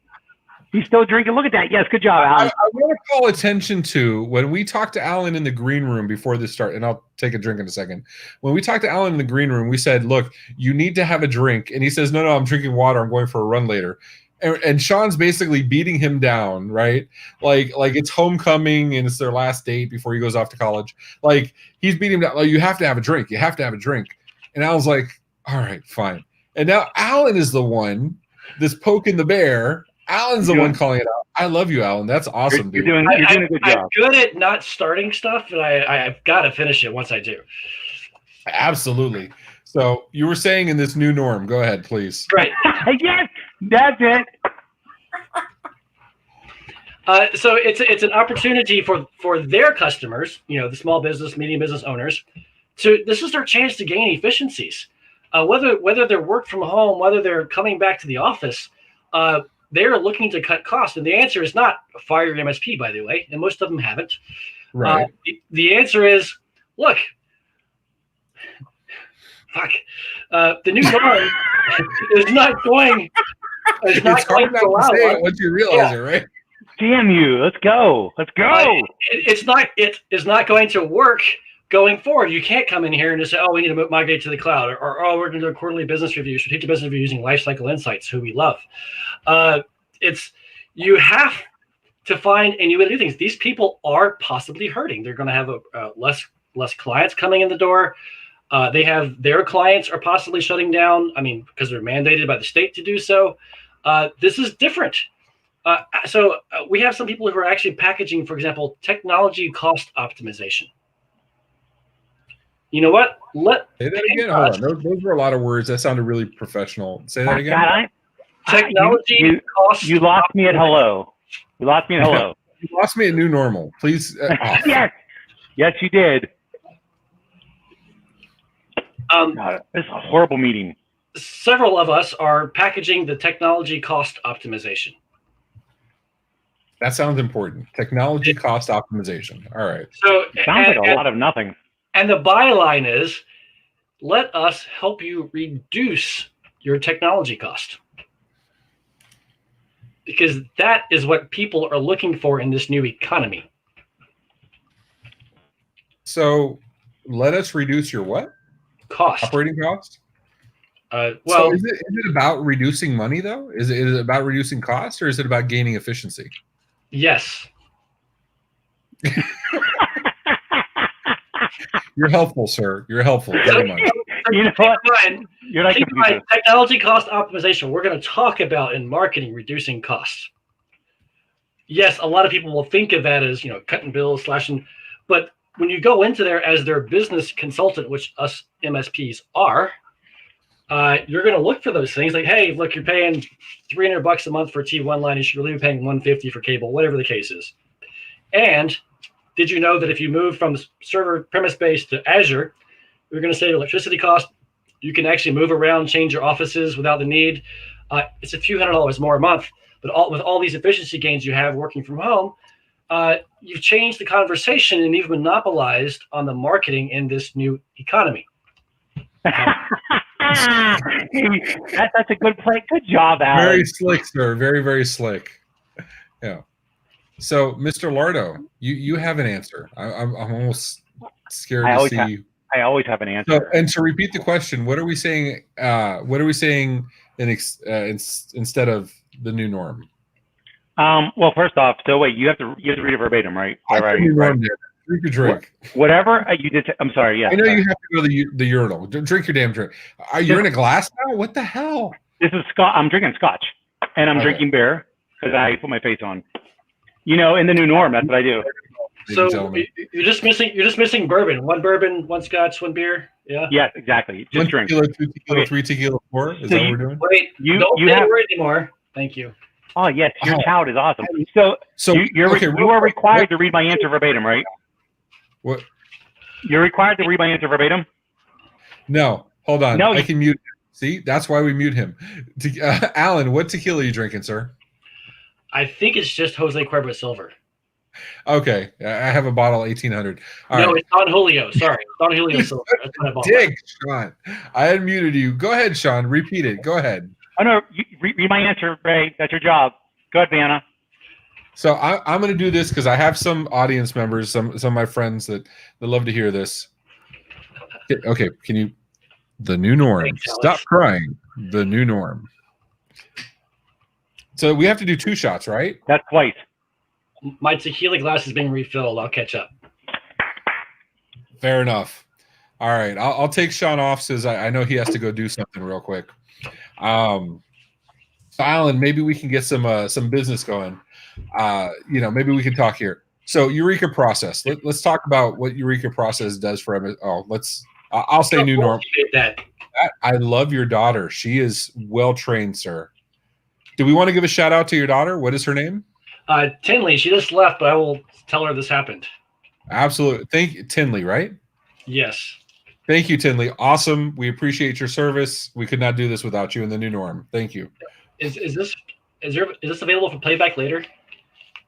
It is. It absolutely is. This will be live on hour and 32 mark. I'm writing it down for her. Absolutely. Cheers to you, Tinley. Absolutely. So let's take the opportunity that we have some quiet here, before my good friend and brother comes back. Eureka process. You do something with MSPs. What do you do? How do you help them? Right? Because that's what it's all about. It's all about helping, right? So what do you do? I hate this question, as everybody does, even when you're an MSP selling your clients. You always get nervous. Are you going to say the right thing? Are you going to cover the right pieces? We help IT services firms, including MSPs, which most of them are. We help them get to the next level, is what it is in a nutshell. Eureka process is a nice, easy way to say, yes, we help you with processes. But even as we open the conversation with today, it's about people. It's about so much more. Perhaps the easiest way to explain it is by describing the way we deliver our services, which I think is unique. We host an hour meeting weekly with whoever our point of contact is. Maybe it's the owner, maybe it's the service manager. And we prioritize issues. We help facilitate a highly structured meeting to prioritize issues. What is the most impactful things to the companies right now? And we break those issues apart into tactical action items that are due by the next week's meeting. Some action items they have to go take on. Some action items we go take on. So the form that it takes can vary from engagement to engagement. But I can share with you what frequently happens. Okay. A common case. One, it should be core values, and it should be communicating with your team better, but it never is. I have to let them come to that conclusion 6 months later. It usually starts out, my technicians aren't putting in their tickets in real time, which is not an easy fix. More operational, right? That's what you're saying. It usually starts out operational. We cover finance and agreements and contracts, depending on your PSA, automations there as well. And we run sales teams and marketing teams. Operations is definitely the bread and butter. It's usually 80% the size of an IT services firm. Operations. Well, and MSPs are all about that meat and potatoes, right? They're all about the brass tacks, so to speak. And I'm not saying that we don't get, and I count myself, because for those that don't know, I did MSP for a long time. We have an active MSP today. We just don't take new clients because we don't compete with our partners. but we still have active MSP clients today. But I think all of us, and I count myself included, are very good at looking at the technical side and missing the bigger picture, right? So allow me to boil down how this issue kind of percolates until we get to the first actionable step. Engineers aren't putting tickets in real time. And then we ask questions and we find out that they can't even put in the right status, even in the same day, much less a time entry. And then I go, what does the status mean? They explain it to me. It's like, what's Ray going to say the status means? I guess what we do from there. So what's the Eureka difference? If I can give you, your 30-second elevator pitch, there's a lot of consultants out there. There's a lot of business process optimization people out there. What's different about you? I know what I think is different about you, but what's different about you? Our two biggest uniques are that we're customizable. We are not boiler templates. We have templates, but they're always a custom fit. We meet you where you are, and we roll up our sleeves. We have people who are actually embedded at some of our IT clients and help them execute the changes necessary because they don't have the bandwidth or sometimes the personality to pull it off. So we help them develop that role in-house so they can then in-source it once it's there and practiced. So it's not just theory. It's we get down into the trenches with you. We help you get it done. Is that what you're saying? Yes. That's a big difference. I did, and I don't want to call out anybody. There's lots of great. I'm a big fan of business coaches. I'm a big fan of bringing consultants. We cannot pitch as an MSP or any professional that other companies should engage people that have a certain subject matter expertise if we don't do it ourselves. Let's not be hypocritical. So I've always had business consultants. I've always had business coaches. We had a therapist on staff for a good year and a half. And just things to take care of the team to raise us up, right? And so I've worked with a lot of good ones, a lot of bad ones, some bad ones. I've actually had really good success with the people I worked with. But almost all of them are do the same of saying, here's a bunch of things, go do your homework. I've never seen anyone that says I get down in the trenches with you. That's pretty awesome. Agreed, which is why it's in our uniques. Cheers to Brian and Alex in the comments, though. Oh, I am missing the comments. Brian, Alex. I love Brian. Brian's on Everything MSP with us. He's part of the Everything MSP Facebook group and many others. I mean, a lot of different communities. But Brian's always a good time. Marketing Today's World is listening while you guys are getting Alan smashed. I think we have our first trope of the tech bar. I think, and let's bring Sean on. Sean, are you there, buddy? Yep. I just can't with you. I can't. So Brian, our good friend from Everything MSP Facebook group. My man Brian. And it has. I think that's one of my favorite. Brian, is that a shepherd? I don't know what that animal is because the face looks straight up, but the ears look sideways. It's an Ewok. It's an Ewok. That's an Ewok for sure. So, but I will say, Brian says Marketing Today's World is while you guys are getting Alan smashed. Sean, we have a new trope for the tech bar. We have the first tech bar trope. We have Alan smashed. How awesome is that? When we're in this new norm, let's all work together to get Alan. New norm. I'm sorry, I said it again. Also, is that 2 drinks? Just want to make sure we're clear. I think I'm going to switch over to Angel's Envy in a minute, so I don't mind that at all. And let's see what Alex is saying.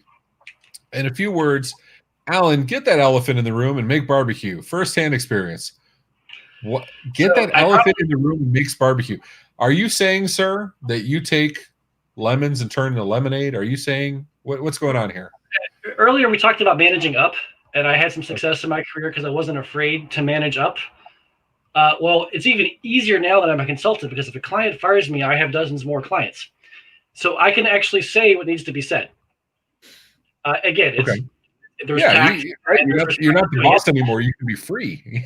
That's right. If you want to say the new norm, you can do it. Yeah. Oh gosh. My colleague. I really hate this game. It's horrible. Yeah. My colleague Brooke, she sometimes is like, "Oh, I don't want to piss off the customer." And I'm like, "Look, I agree, we don't want to piss off the customer, but if they have to hear a brutal truth, it's our job to deliver it, or we're going to get fired for not delivering it. You can be honest, though. You can be honest without insulting. You can be honest and still have a positive outcome. Isn't that the same thing for? Is that in all business though? Outcome. I'm a firm believer in that. But isn't it all business? That goes back to your managing up conversation too before. It's a comment that makes sense because Ray gets pissed off at me like at least once every other day, at least. Okay. At least every every other day. Well, I'm being generous to myself. Oh man, yeah. Look, yeah, Ray's taking it to the head in this. It's the only way I know how to do it. Like Alan said, I may not have started it, but I'm damn well going to finish it. Yes, and Keith said it best. Better to be pissed off than pissed on. Absolutely. Yeah. I don't disagree. So, and look at Keith dropping those nuggets of wisdom, right? So saying, being serious, and I'm gonna do my audible voice here. The biggest thing I've learned from managing the IRC to recovery from the terrorist attack: use your experts, listen to your experts, pick your experts wisely. So I don't disagree, Mr. You're like a radio show or an infomercial. I'm not sure what's happening here. So going back into my storied history, I had a lot of things I used to do, including DJ. I don't know if you are aware of this. As far as I know, it's on the side. So magic. So I did have a background as a DJ and announcer and spokesperson and all that fun stuff. And I used to do voiceovers for quite a bit when I needed money in the beginning. Voiceovers were easy for a quick $100, $200. They were awesome. So are other things. Listen, side effects of Plomox may include diarrhea, anal leakage, and limp. Anyway, so that's like those chips in that movie. If you eat those potato chips, they have anal leakage. I don't know what's going on with it. Yeah. So you brought up competitors, and I love competitors because most of them, first of all, are co-competitors. First of all, I don't remember saying that, but I'm gonna go with you. Absolutely, I'm with you. You brought up the topic, not the word.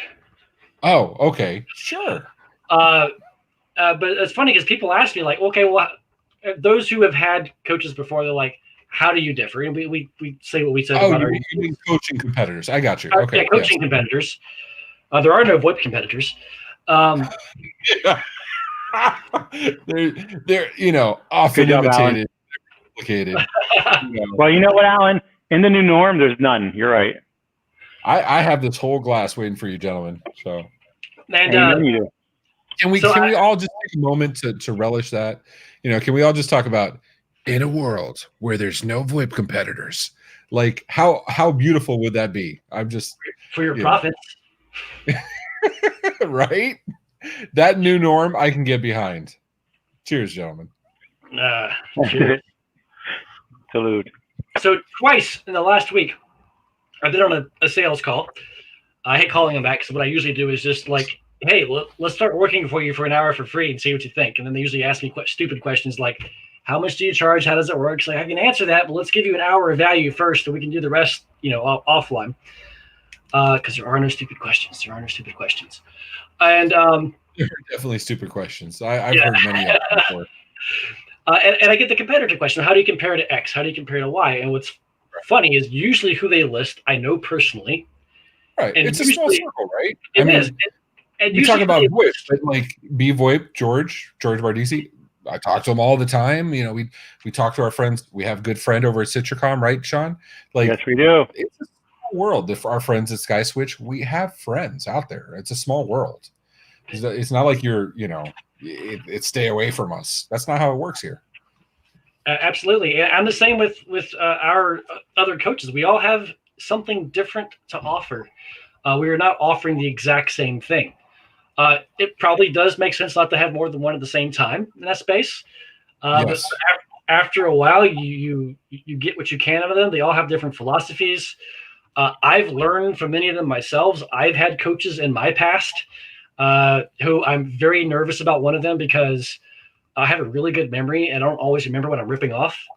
I copied nothing. So I try really hard. And when somebody says, oh, I use them, I was like, can I see their documents? Oh, I got to change these words. Because, we have agreement in a lot of areas. There are good ways to do things that more than one of us have come up with. Right. And that's okay. Well, that's the thing, right? My wife, we have this thing called Leaders Layer, where we're grooming people to become leaders from within the company. We're starting a mentorship program next week. For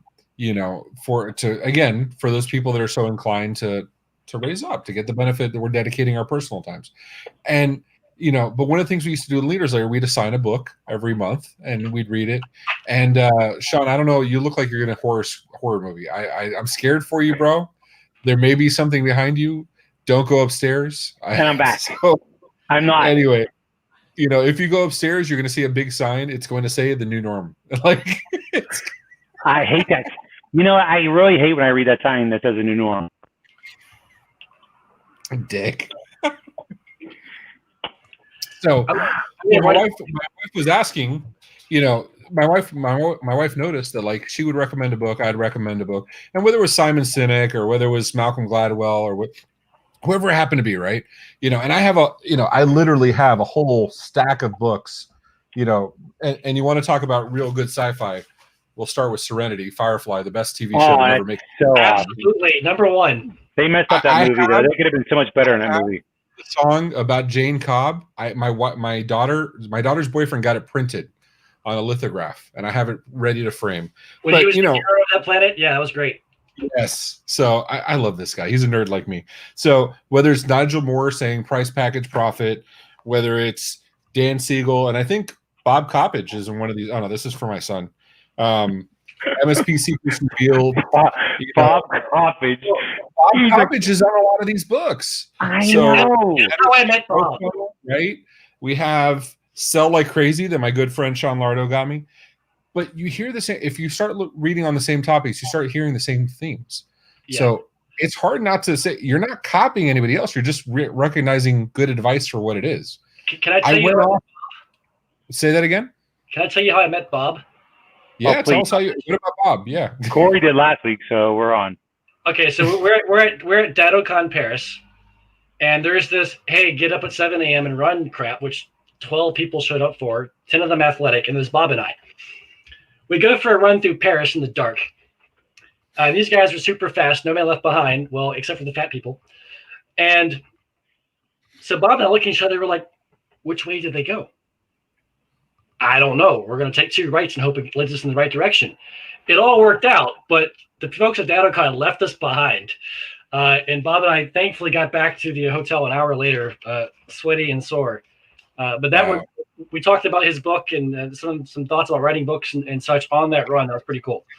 We love to bust his balls, but he's an intelligent dude. He has lots of great ideas. Yeah. And he's one of those.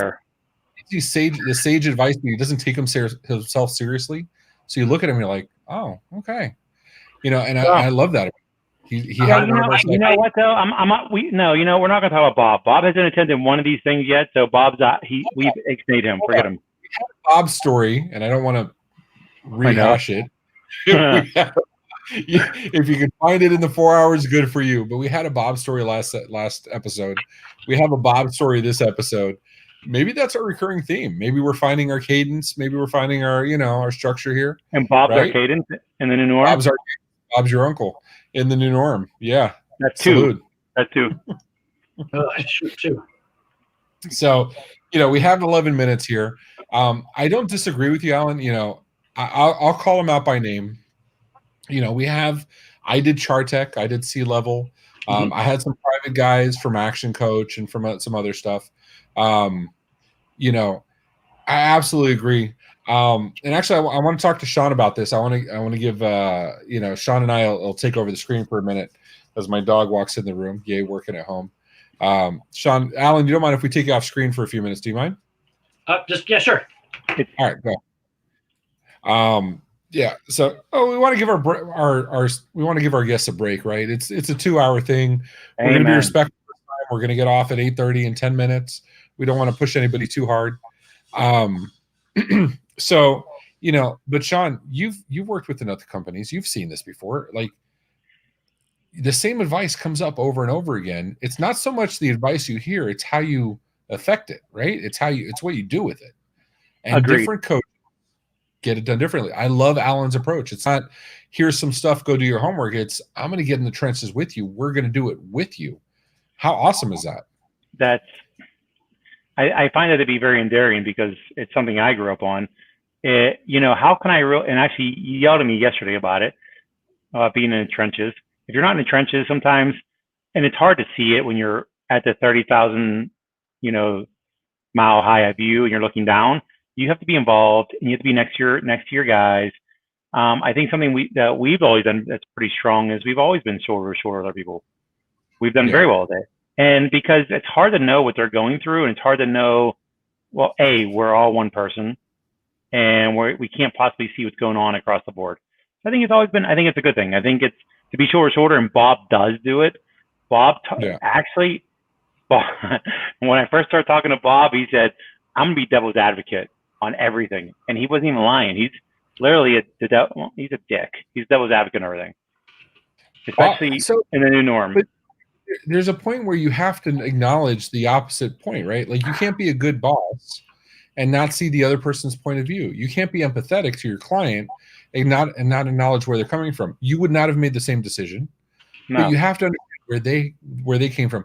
And if you have any hope of having them never do it again, you have to understand the why, right? Alan started this hours ago, and we are going to cut this off at 8:30. We're going to be respectful of everybody's time. Can you please pull up Keith's response? 4.5 hours. I mean, we can go for an hour. We did 4 with Corey and Dave. I mean, with Corey and Dave, talking about the new norm. Can you please put the new norm? Yes. So, if you want to go 4.5 hours, we're in. So can you please pull up Keith's response? Because Keith said it. No, Keith. You're not going to be able to hire a specialist, okay? Because that's like, well, you can hire a specialist. Of course you can. But the fact of the matter is you're an MSP, so you're not hiring specialists, right? Typically, you're the specialist. But it's about being able to raise people up to your game. You're not the expert in this field, sir. We have an expert in this field on this dais. I would like to hear from Mr. Alan Edwards of Eureka Process. Do you mind? I agree. Go on. Yes, I mind terribly. Especially when I'm talking about the new norm. When I'm saying about the new norm, I'm very offended. Listen, salute, my friend. So slow down. Take your time. Take your time, Ray. Thank you, Alan, for being involved.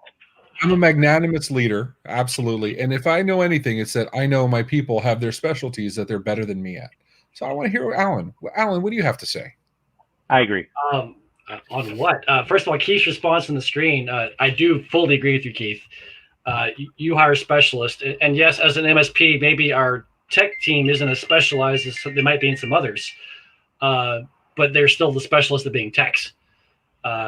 So absolutely what you said, you hire coaches in the right places to help you be specialists. You hire the right person to do your taxes as opposed to yourself. Spot on.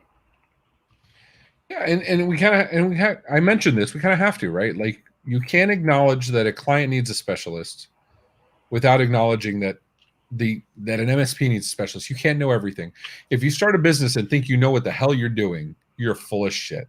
You're absolutely full of shit. And that's I don't know. That's just my point of view. That's also nonchalantly, I check this video that Alan wants me to play before he plays it in public. Yeah. I've had some tequila. Well, I don't know what this is. I'm going to do it live because that's how we do things here. We don't do sandboxing. We don't do testing in advance. We do this shit live. So let's see what this is. Hold on, before you go, Keith said it best. Can you please look at his last comment and post that shit? Oh, damn you, Keith! Damn you, thank you, Keith. I fucking love you. It is the new norm. You are absolutely fucking correct, sir. Oh, you said it out loud too? Does that count like 8 times? So can I say this? We need to have Keith on this. Like, it would be nice to, as much as I hate to lose Keith in the comments, we have to have Keith on one of these fuckers, like, as a guest. Are we in agreement with that, Sean? I mean, I agree, but I want to know that Keith want to be on this because Keith is he's like the old guy on the Muppets, the 2 old guys up in the balcony. He's the headquarters. Yes. That's what he is. I love Keith to death, absolutely. And Keith has the beard I wish I could have one day. So, oh my God, yes. our dear guest Alan Edwards.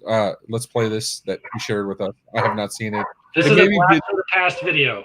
It may be midget porn. We don't know. I'm just going to play what he said to play. Are there donkeys and sheep? Everything's going to be okay. We can't afford for this to happen tonight.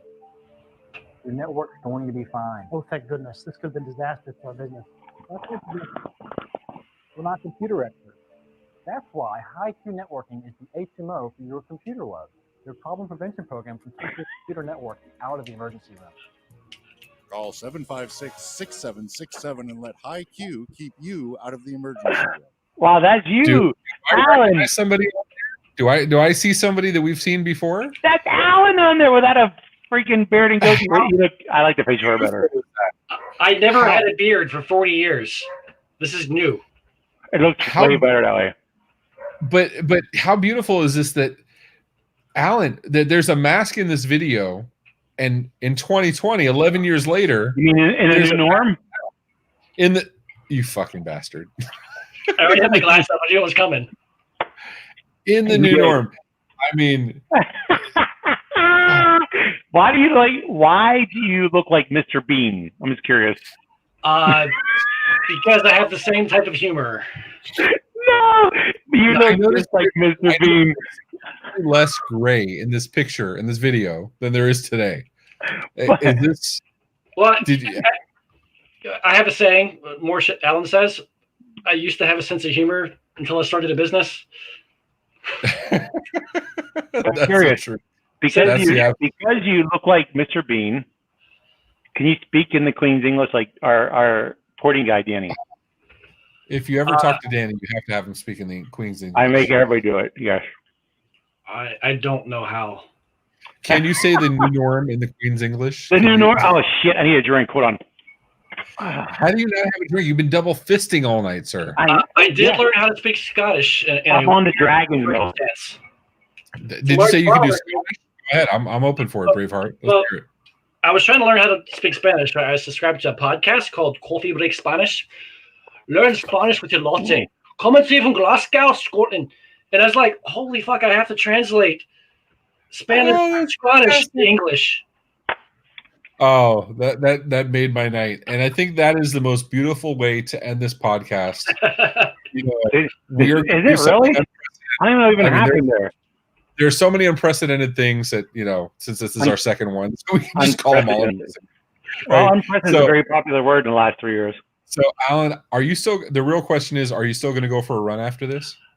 Are you still going to go for a stumble? What are you looking for? I think I will. I'm currently in the west coast of Canada, and our summertime's been like 3 days so far, and it's kind of nice outside. I'm going to have to go now.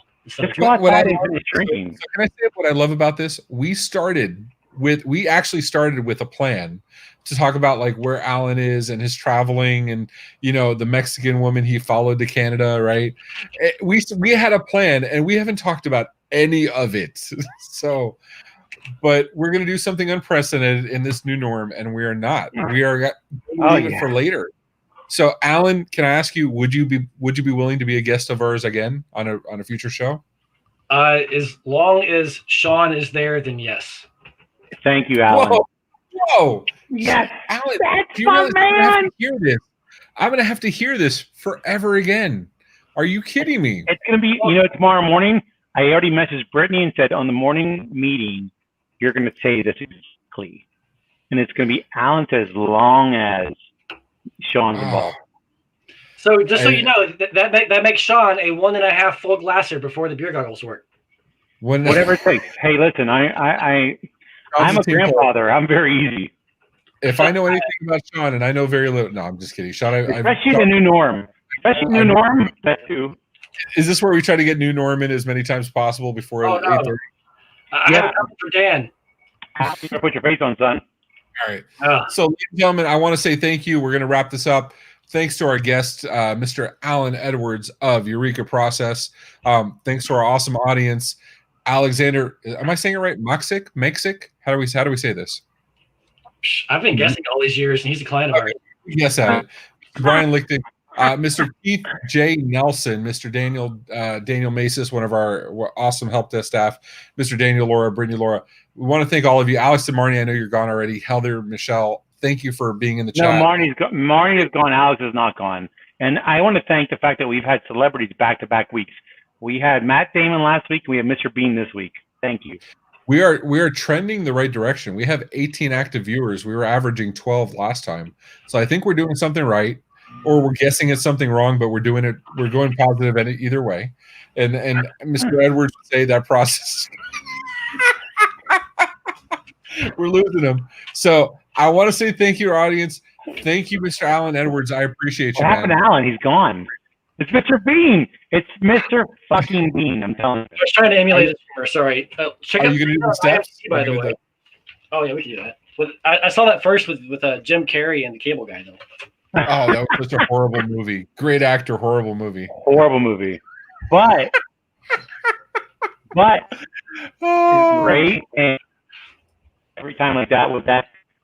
From now on, Ray, we're going to open up every session. Every time we do the tech bar, we're going to open it with that commercial with Mr. Bean. I agree. So Sean and I we've been scrounging trying to find an opening theme that could be open license. We don't want to get kicked off of YouTube. We had some awesome stuff, right? Like, he had some Beastie Boys. I was going, Welcome to the Jungle. Like, we had some. We lost Alan. So he was like, "Peace out, bitches." He just said, "Fuck it." So we had some awesome stuff. So I think that video is the best way. Oh, there he is. You're back. He's back. Welcome back, Mr. Bean. Don't press that button, just so you know. Just remember, like, subscribe, hit the notification bell. Make sure you're here around for next time. Sean, you want to say any goodbye words? Goodbye, bitches. Goodbye, bitches. Alan, anything you want to say a little more eloquently? Oh, I thought it was pretty eloquent. No, but every one of you guys is already successful. If you want more success, that's when you reach out to mentors like Ray, Sean, and myself. Amen. You know what, Alan? That was so smart in a new norm. If I'm in the new norm, I know that Alan's going to be by my side because he's not just going to give us stuff to do. He's going to get in the trenches. I'm just saying. So dirty. You know what you find in the trenches? This is Ray. You find Norm there. You're such an ass. He's trying to kill my run. I was almost convinced I was going to go still. You were never going to go, Alan. Sorry. You need to take that video camera to record your run. I want to see how. I might have to do that. I want to see the before and after. That's all I want to see. I want to see how horrible you look at the after. Hold on, but seriously speaking, if you're an MSP, you struggle with the process, you struggle with procedure, look for a partner that's going to get down in the trenches with you. We talk about that at OITVOIP, right? We talk about, we don't just say do these things. We get in there with you. We will run sales calls with you. We will talk to your clients with you. We will get it done. You want a partner like that. It sounds like Alan, Eureka Process. And you do monthly calls, right? It's open to the public, Alan. We talked about that. It's actually not open to the public. It's actually part of our the Eureka community on our website. However, there's a 7-day free trial. Our open call is second Tuesday, so if you join just before that, you can check out the call. So how do you act that, like, publicly and social media wise? I think your internet's been drinking too. What did you say? Yes, it has. That's the problem. So how do people find you socially? You mean personally, like outside of work? No, hell no. How do they find your social media shit? Almost everywhere but Twitter, it's at Eureka Process. On Twitter, it's Process Eureka, and we're working on some paperwork to oust some bot to get our name. At so, Eureka. By the way, Eureka is part of our whole ecosystem, so you guys can find them through us regardless. Awesome. Find at Eureka Process everywhere but Twitter. It's at Eureka Process. Guys, go find them. Alan, thank you very much, man. We're gonna let you go. We know you have to go do a stumbling running. We'll let you go. Thank you very much, man. We can't wait to have you on the next one. Take care, brother. Sounds great. Bye. Thanks, Alan. So, guys, we want to say thank you from Sean and myself. Thanks for being part of this. We're still trying to I can say thank you too, by the way, by myself. Well, I was going to give you time if you didn't. If you were active listening, I'm still saying. Sorry, Ray. Good. So that's what we're talking about. That's our thing for the month. This month is active listening for our staff. So we just want to say thanks to all of you for being part of this. We absolutely appreciate you. Thanks everybody. It's fun enough just talking to our special guests. It's more fun talking to you in the chat. We couldn't do this without you guys, and we're just trying to make it better and better. If you have anything that you want to, reach out to us, email us, Sean@OIT.co, Ray@OIT.co. We definitely want to hear from you, and if you want to be on the show, come email us. We'd definitely love to have you guys on the show. With that, let's give a toast to the new norm and say, get the fuck out. Thank you, everybody. Awesome having you. Thanks, guys. Bye.